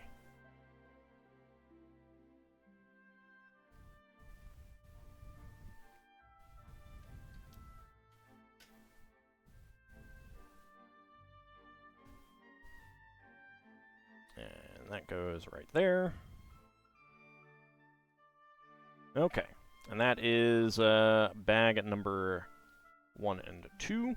Alright, so spare parts. We got a brown 1x1 tile slope, a brown 1x1 plate, brown 1x1 tile with round end, dark gray 1x1 tile, 3 L bars in dark brown and gold, 1x1 cylinder plate in white, 1x1 cylinder tile in bright orange with top peg, black saucer, lime green tooth claw piece, translite blue gem, and red cherry.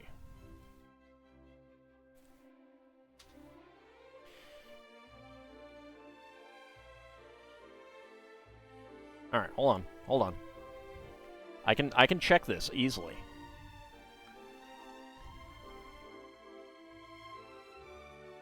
In second edition, he had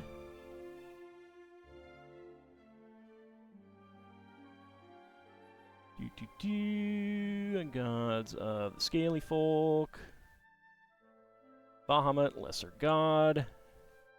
Alright, let's see. Sonic Disintegration Effect as for a Cone of Cold. Okay, just two breath weapons that are the same as a Gold Dragon, and then a Sonic Disintegration Effect.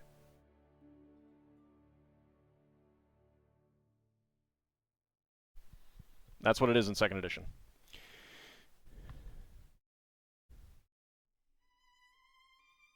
Alright. So let's actually set this aside for a moment, because we have some non-D&D minifigs to do.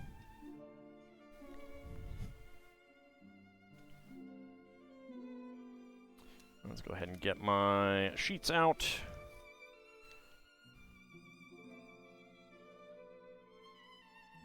Always be wary of a dragon with a gold. Alright, let's go ahead and get out some of my dice. D20, D6, D12. Alright. Should be what I need for this one.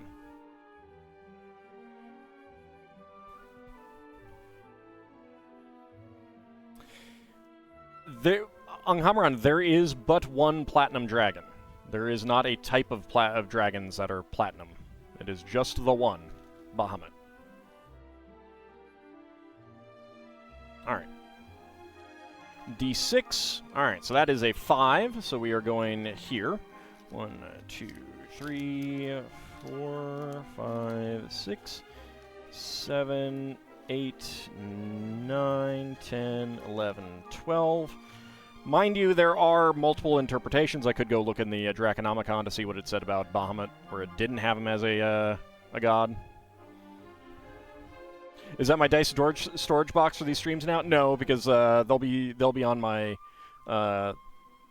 Wait, I have a little table over there next to my laptop. That's where I keep them for D&D work and D&D gaming. All right, so 9. 1, 2, 3, 4, 5, 6, 7, 8, and 9. All right.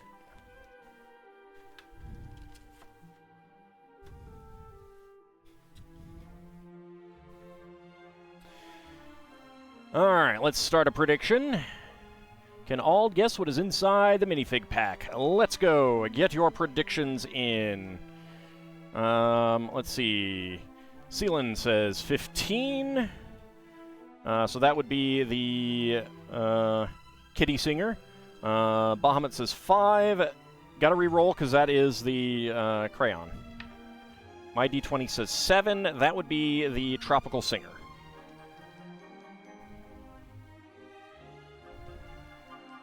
Four? Yeah, giraffe. We have not gotten the giraffe yet. Your D20 says lots of hams for anyone that goes under 20 seconds. Hams. 12? 12 is President Business. Jesus. There's a lot of bots today.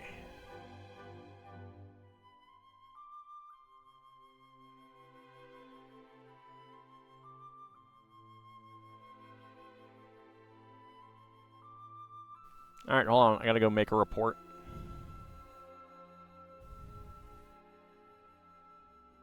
Let's go ahead and report them. Spam, scams, or bots. Bots. Bot selling followers. There we go. All right. They want my hams? Well, then they should not bot, because then they'll get banned.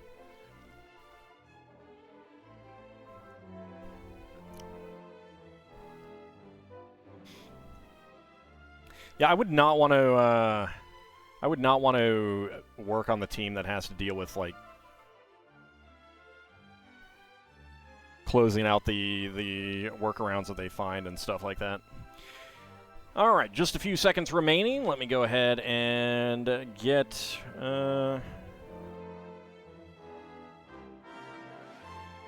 my timer up. Okay. All right. Predictions are closed. And go. All right, let's see. What do we have? Ooh, that is a... All right. 10.05. 10.05.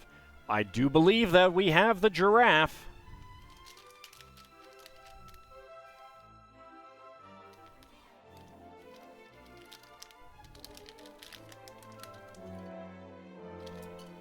It is, in fact, the giraffe. All right, so 10.05. Let's choose that prediction. Within 20 seconds. All right, Kinshir, Ab Cody, Red Hyena, and Bahamut going for within 20 seconds and getting the hams. Very nice. Lord Canis going for 20 to 50, Shield of Hope going for 50 to 60, and Anghamron and Lel Bunny going for no. Having no faith in me, it's so mean.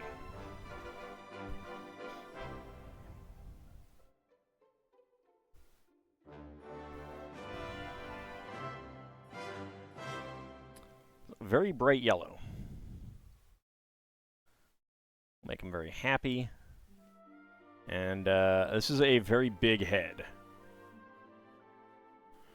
Who's that guy with the big head?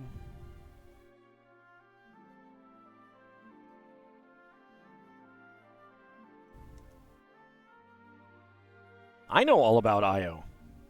I wrote up IO. Second edition, oh, and a plant piece. You have complete faith in cross his fingers. Some of those sets in the past, I was routinely pulling under 10 seconds. Oh yeah, no, I mean, when you find a piece like that, and like the like these are really easy to find. I say IO.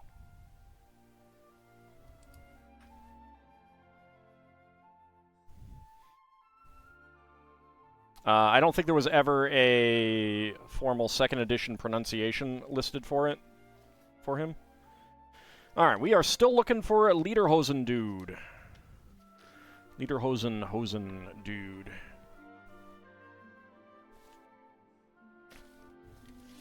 All right, so here is our hanger for Series 8.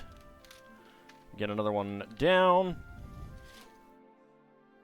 And start the prediction. Can all guess what is inside the minifig pack? Let's go! All right, so we have gotten everything except for Lederhosen guy. Let's roll a d20 and see what comes up. Seems like the kind of name that could have different regional pronunciations. Oh, absolutely. The thing about... Okay, I gotta reroll. The thing about vowels is that... So... You can create a spectrum of vowel sounds. Like, go through all the vowels that you know, and you can go through them from start to finish. You know, like I, you know, like that. You can't do that with consonants. You can't go from k to b. So that would be the pirate for Sealan, and 4 would be the cowgirl. I don't know if there are any left. I got a 5, which is a reroll, because I'm not going to open another one of those. 17 needs a reroll. 1 would be Kilroy. Generally not. So there's this sound called a glide. If you take the word P as in the food, you know, P. If you reverse the audio, you get yeep. Because there's a ye at the end. There's a ye. A consonant. That's why you can say, you can have a vowel following immediately after that word.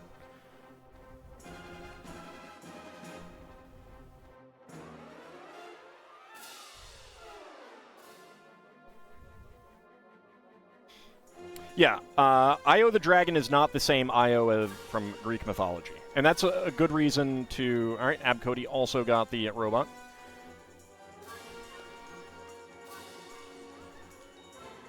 Y can be an E sound, like, or other similar sounds, like my.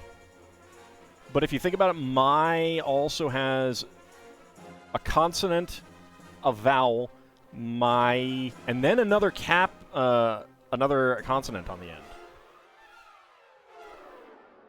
Like, think about what your mouth does. My, yeah.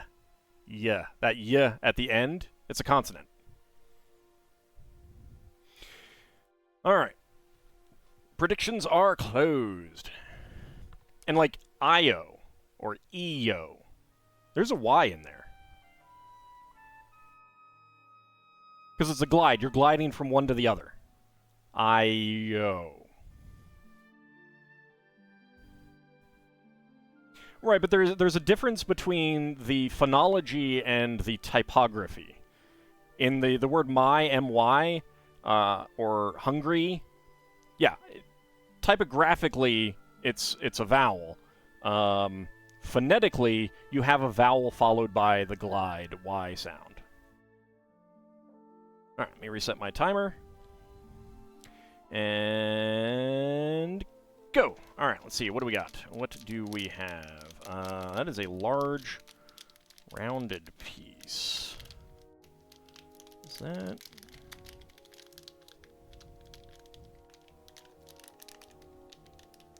Okay. 16.6.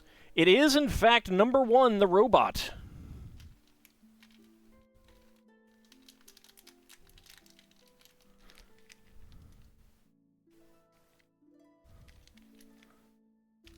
Yep. Whoop. And it has decided to try to escape onto the floor. So hold on. But that is the robot. Where are you?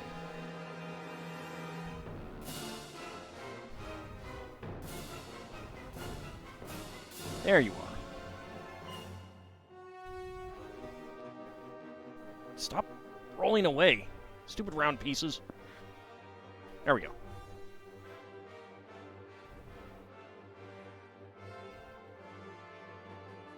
Alright, so that was 16.6. There we go. So, let's go ahead and choose that prediction. Yes, within 20 seconds. Complete that prediction. Alright, Red Hyena, Crimson Clover, and Bahamut getting the hams there. Very nice. Abcody, Ice Sovereign, and Cetria going for 20 to 50. Shield of Hope going for 50 to 60. Anghamrand and Lil Bunny going for no. Alright, let's go ahead and mark that. Sorrows, this is from 3.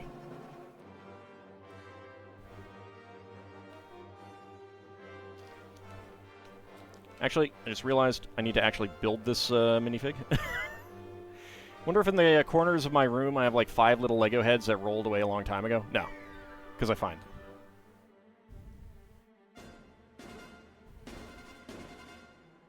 Now, I have lost pieces when I was a kid. I have not lost pieces, significant pieces, since.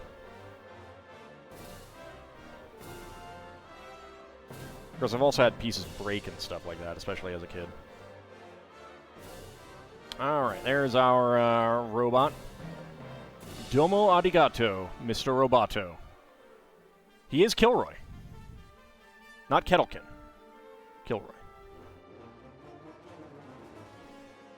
Alright, so that is those taken care of. Now we have Series 25. Go ahead and get my scale out. Alright, so 1d6 for 1 to 3, 4, 5, 6.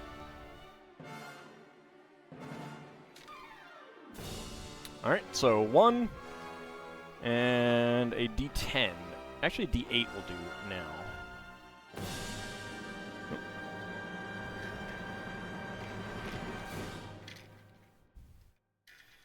D8.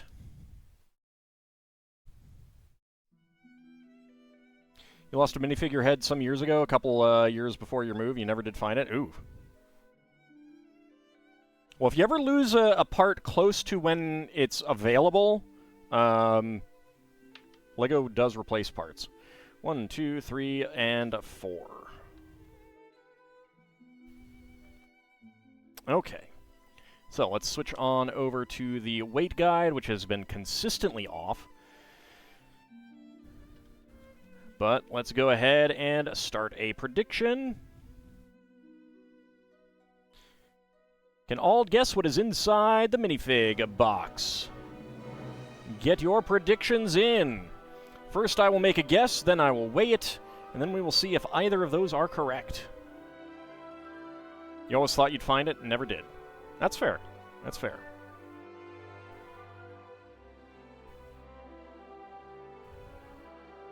It's consistently inconsistent, yeah. It has a tendency to be under, I think. Although the last one, I don't know. I don't know, it's weird. Very weird. More topical this time, a Minotaur phonetics instructor. Hey, it's me! I accept not a Minotaur.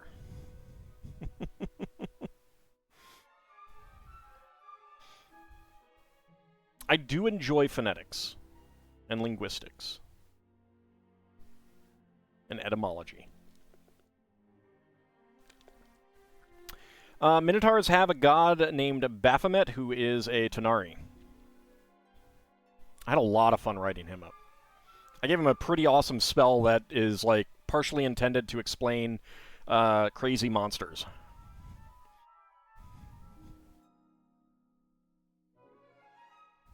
A centaur baker who only bakes toasted bread.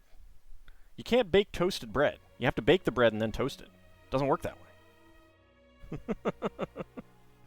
Alright, get your predictions in. Less than 30 seconds to go.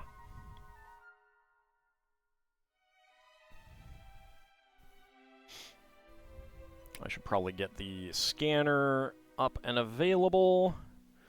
I do not need that anymore. There we go.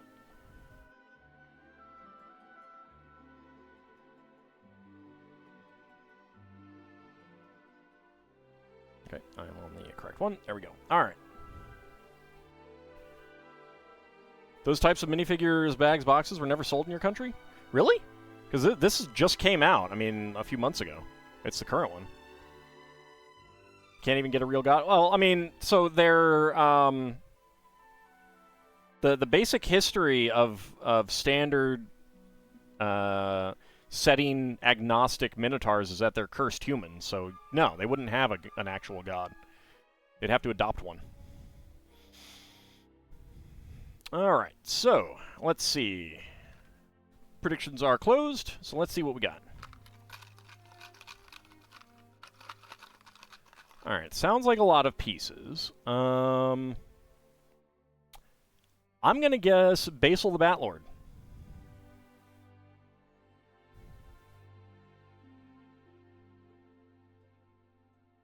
$19.36. Alright, so it feels like this has been consistently a little bit high, the numbers that I have. So there are no other 19s. So yeah. Alright. Weight says Basil the Batlord. Let's scan it and find out.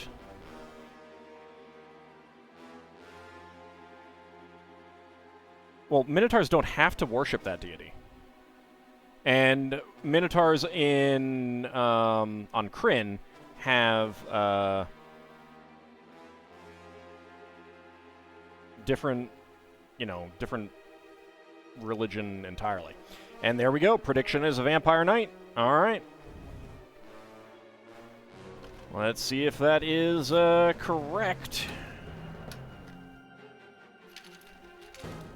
That is correct. All right. All right, for once, all three are correct. Yes with a guess is the correct one. Let's complete that prediction. And let's see who's getting the hands.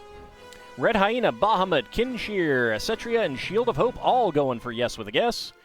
Yes with weight is Seal and Mortar, Isovan, and Abcody. And no is Crimson Clover, Unghamron, and Lel Bunny, having no faith in my ability to guess or even weigh this whatsoever.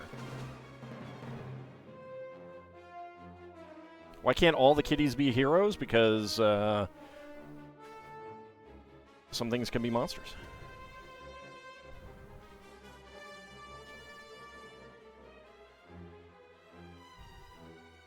Let's turn that off. All right. Let's go ahead and make our Batlord. It's actually the Vampire Knight as opposed to Basil. Someone was whining again about how they should have made him actually Basil rather than Vampire Knight. It's a really, really thick, like, stiff piece of fabric here. Actually, before we put that on, so here's his torso.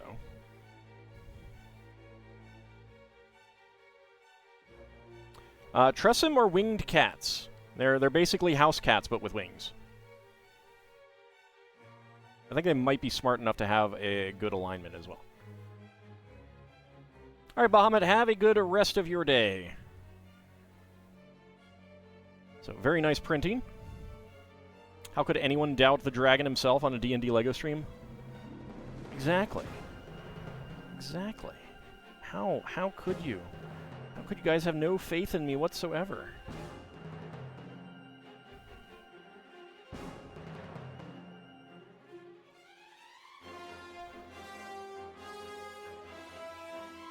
Why are they called Tressum? Because that's just their name.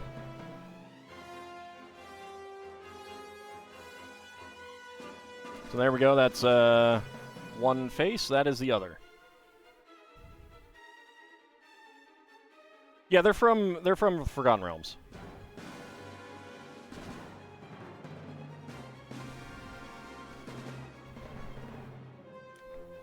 All right, let's go ahead and make his axe. We got trans red axe blades.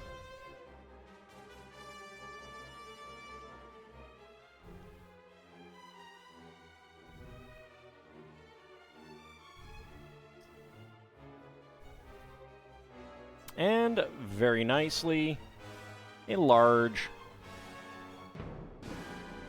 Fright Knight's shield, and I have turned the cape. There we go.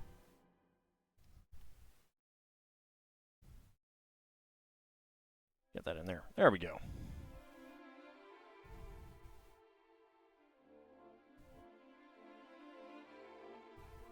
A true battle axe. Oh, yeah. Oh, yeah. And there's his Fright Knight's cape. Very cool. Very cool.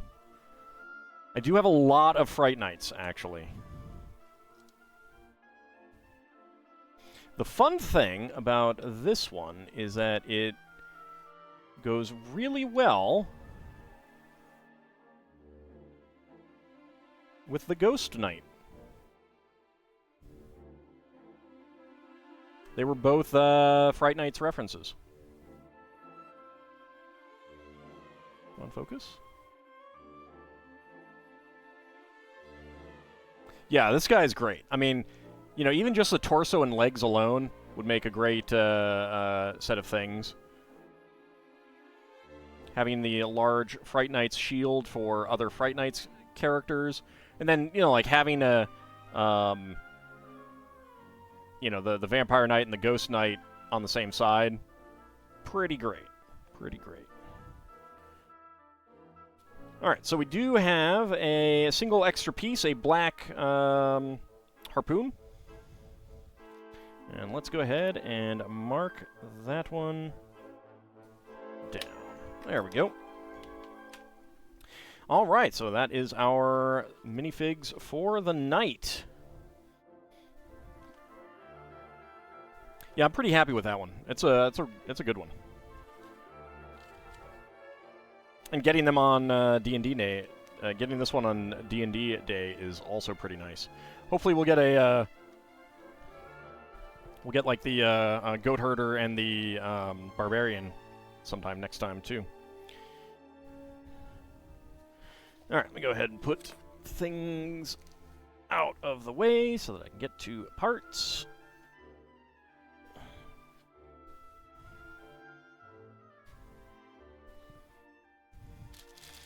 All right, bag number 3.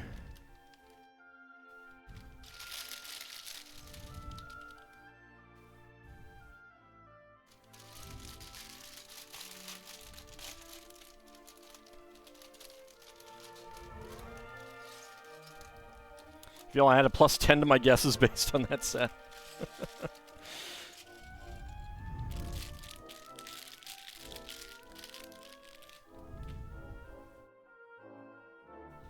Alright, let's see. Some large plates. Let's go ahead and move these out of the way. Get back here. So we got the gnome.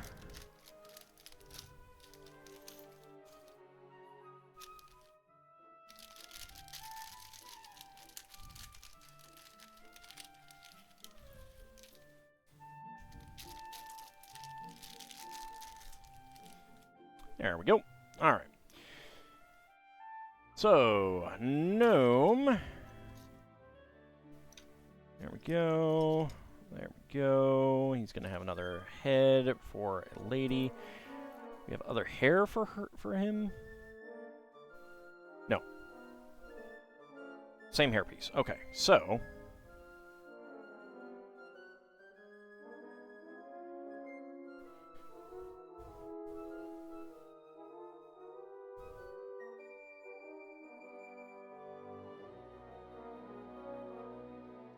Alright, come on, camera, focus.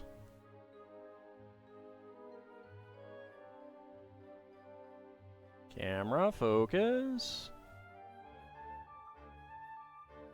Jeez.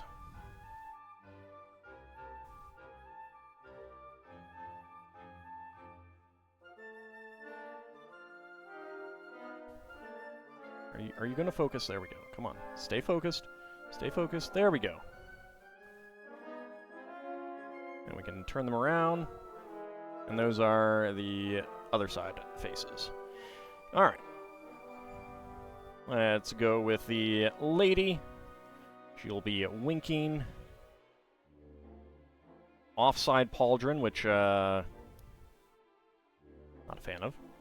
I think this might be a new hairpiece. Is this printed? Yeah, that's printed. Okay. It's not dual molded.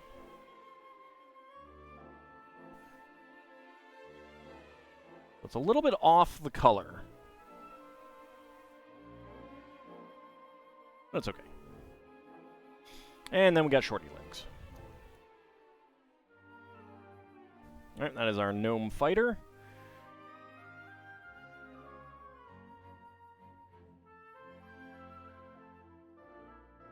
And we can give them the...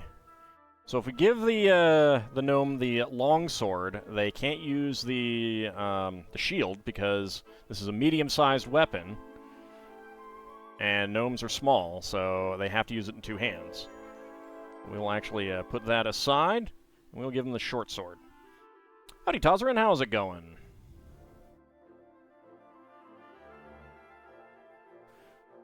And put the head up there, and where is the shield? There's the shield. We have a nice Displacer Beast heraldry on the shield. That's great. I like that.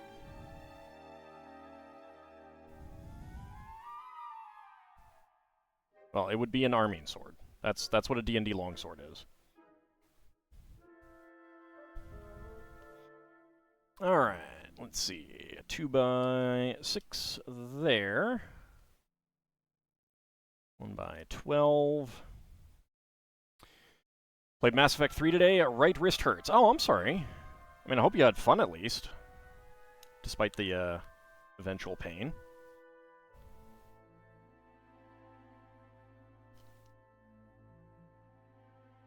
That goes there, and that goes there. It's just you have carpal tunnel. Ah, gotcha. Well, I'm sorry to hear that.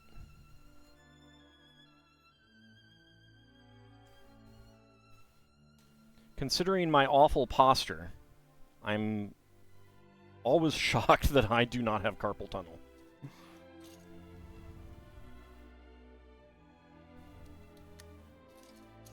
Let's see, 2x2, there it is.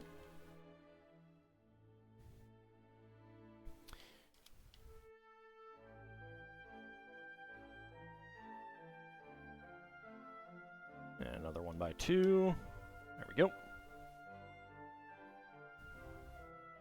You feel like an old lady when the camera can't focus? I really do need to get a different camera. One of these days. One of these days. And howdy, Wrestle. How's it going? How many bags is this? 32.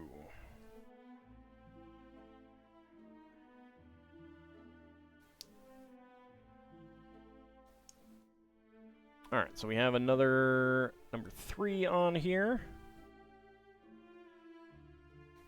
So there is a Harper's symbol on the wall here, making this nominally set in the Forgotten Realms.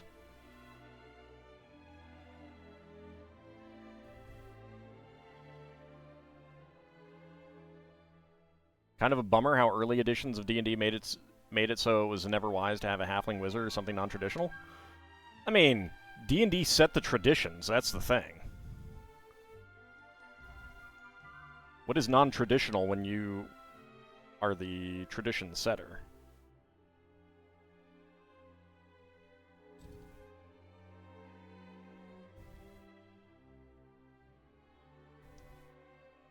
Alright, there we go. Come on, focus. There we go.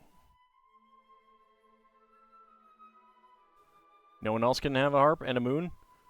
I know the Harper symbol. That is the Harper symbol.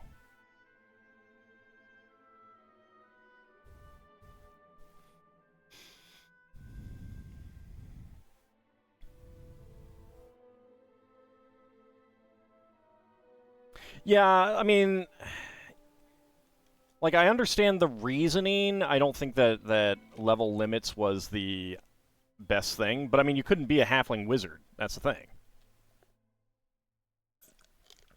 It wasn't about level advancement, you just couldn't. Because halflings, dwarves, gnomes...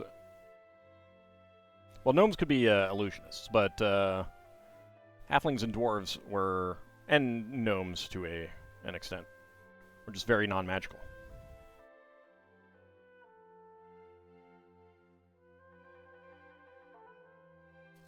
So I'm in favor of, like, give humans an XP bonus.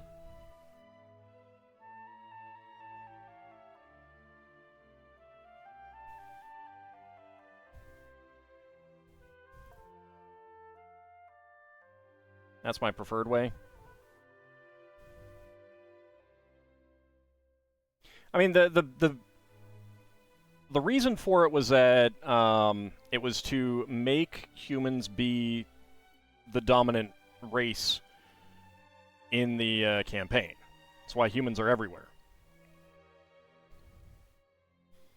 If everything is better than humans, then it doesn't really make much sense for humans to be everywhere.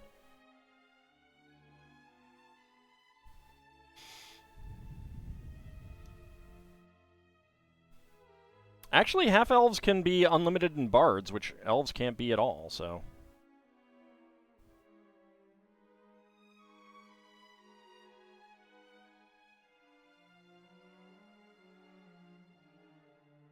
But yeah, my preferred thing, especially since it was done for other races later, like if you wanted to play a Furbolg giant, or an ogre mage, it costs extra XP to go up levels.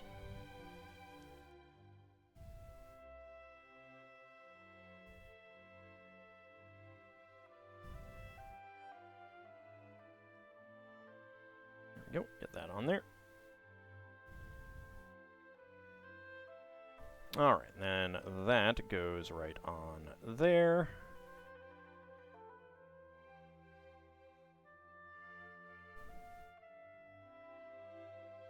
But yeah, at the same time, like, a half-elf can be a fighter cleric, and elves generally cannot.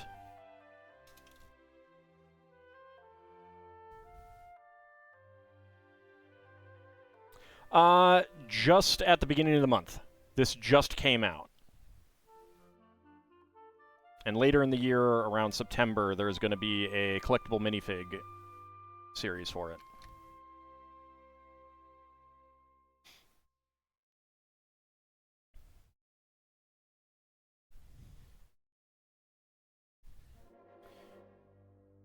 Alright, one by one.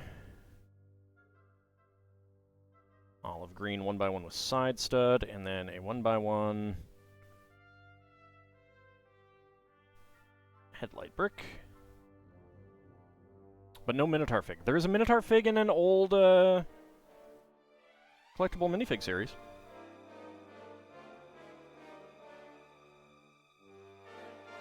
So one of the reasons why it's being scalped so much is because the US release, something was up with the warehouse, and they didn't ship this out until like 4 days after.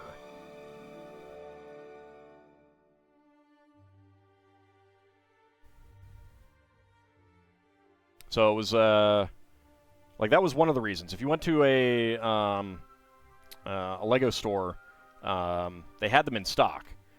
But online, for some reason, and only in North America, Europeans got it just fine. It's Lego, there's a... Because of Star Wars, in large part because of Star Wars, there is still a big resell collector's market for Lego.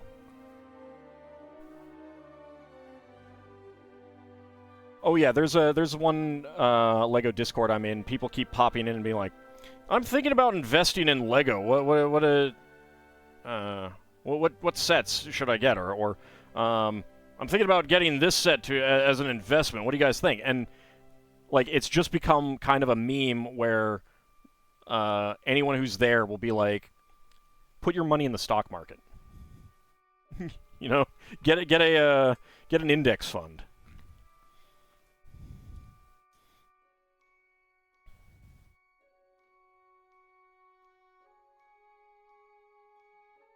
You know, buy the Lego. If you want to keep it in good condition, yeah, fine. You know, have it on display, clean it, make sure it's out of sunlight and stuff like that. But at least friggin' build it.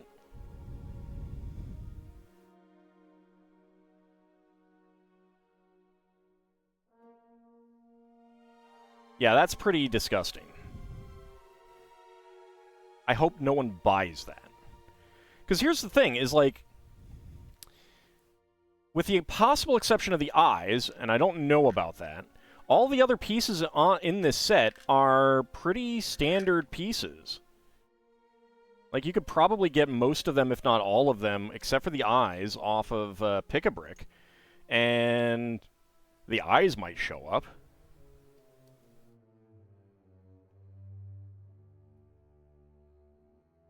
Put 3 mil on an 8% treasury bond and live off the interest. I mean, if you have 3 mil. But you could still do something like a CD or something like that, you know, a 6-month, a 12-month CD or something like that. Those have expected rates of return and stuff. I mean, the point is that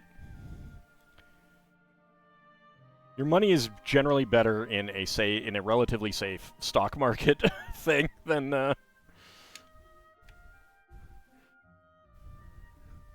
than just finding random things out there that people might buy, like Lego or Transformers, or you can replace the eyes with transparent pieces, or you could even, like, you know, make other colors of it.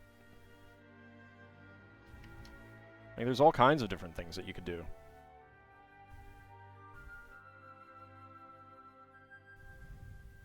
Alright, Seelan, have a good rest of your night.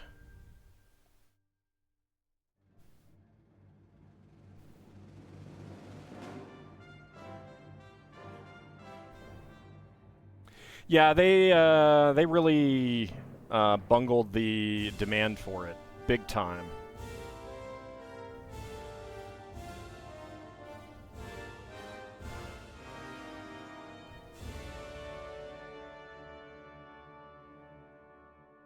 Like, whatever they were expecting was way wrong.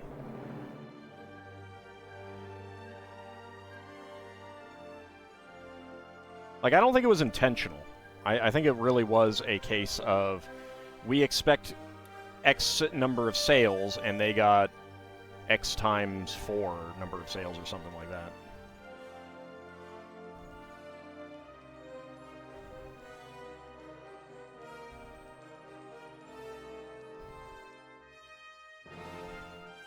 Of a gift with purchase, I don't think they ever have, no. Now, the way that this one was packaged, they very easily could run extras, so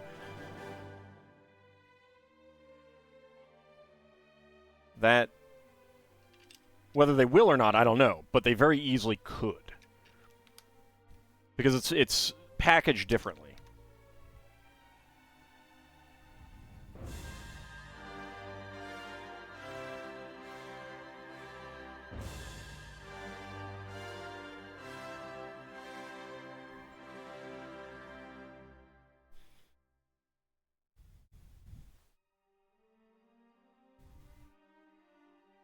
Even though it was an unforeseen circumstance, they probably won't give people another shot. Probably not, no.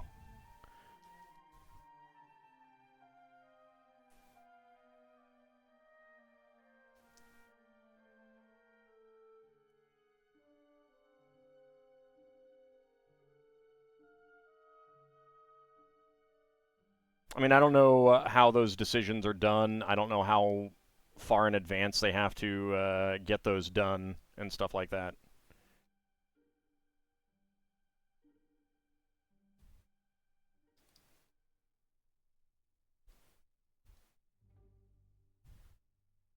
Well, but I mean, even if they could do a new run of it, it still could be something that would not happen for months.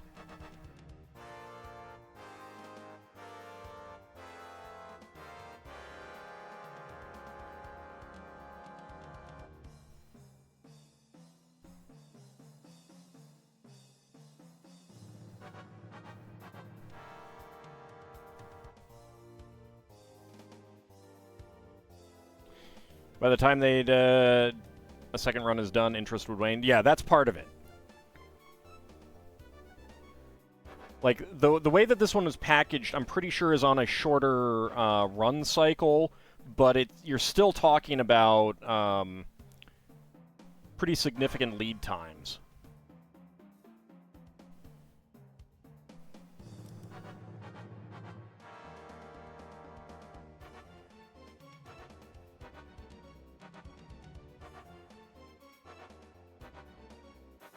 I have a feeling I know what this is going to be. Yep.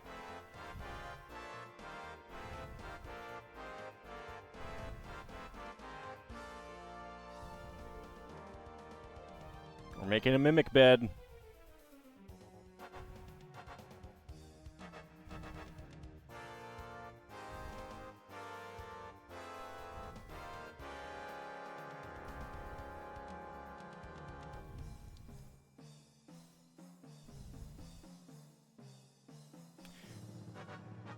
Bed mimic.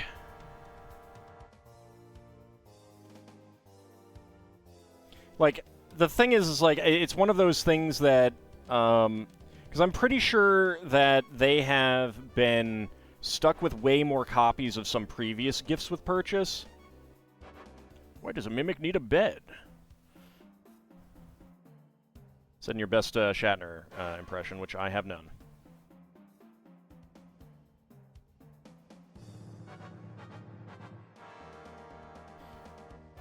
But yeah, I'm pretty sure that they have ended up with way more of some of the previous gifts with purchase than they planned. And I think that there was just bad luck involved in this one. And the fact that they haven't done too many gifts with purchase that are in that kind of box, it makes me wonder if it was originally going to be a points reward thing, but since they also had the adventure, I think they changed it to being a gift with purchase. It's just a guess. I am aware of it, but I've never actually seen it, Razval.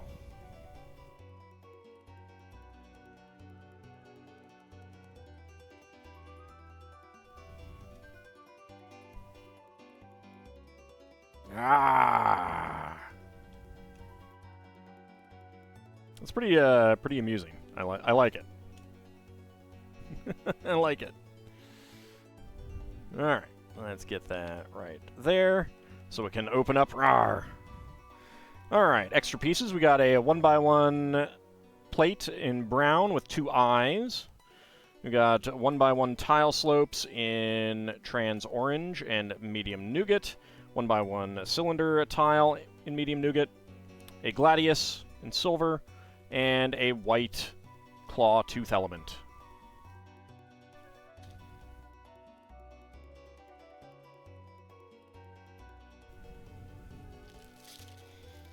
All right. I am unsure if we are going to get through... No, I don't think we're going to get through the roof with that. So I think we're going to hold off on that. So we've gotten this much done so far.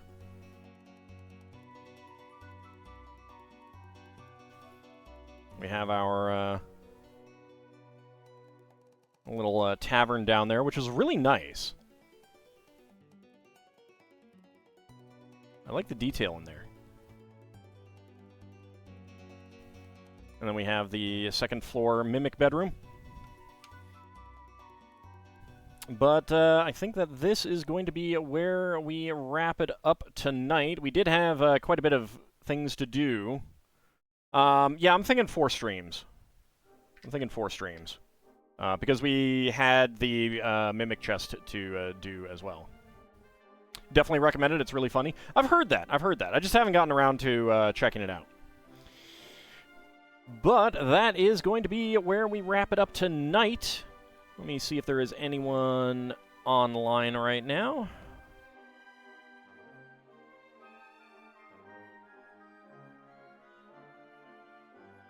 All right. No one I follow is doing Lego tonight, unfortunately. Little building? You mean do you mean the dice box? Because that's not a building. Or do you mean... I'm not sure what you mean by little building. You want the exterior?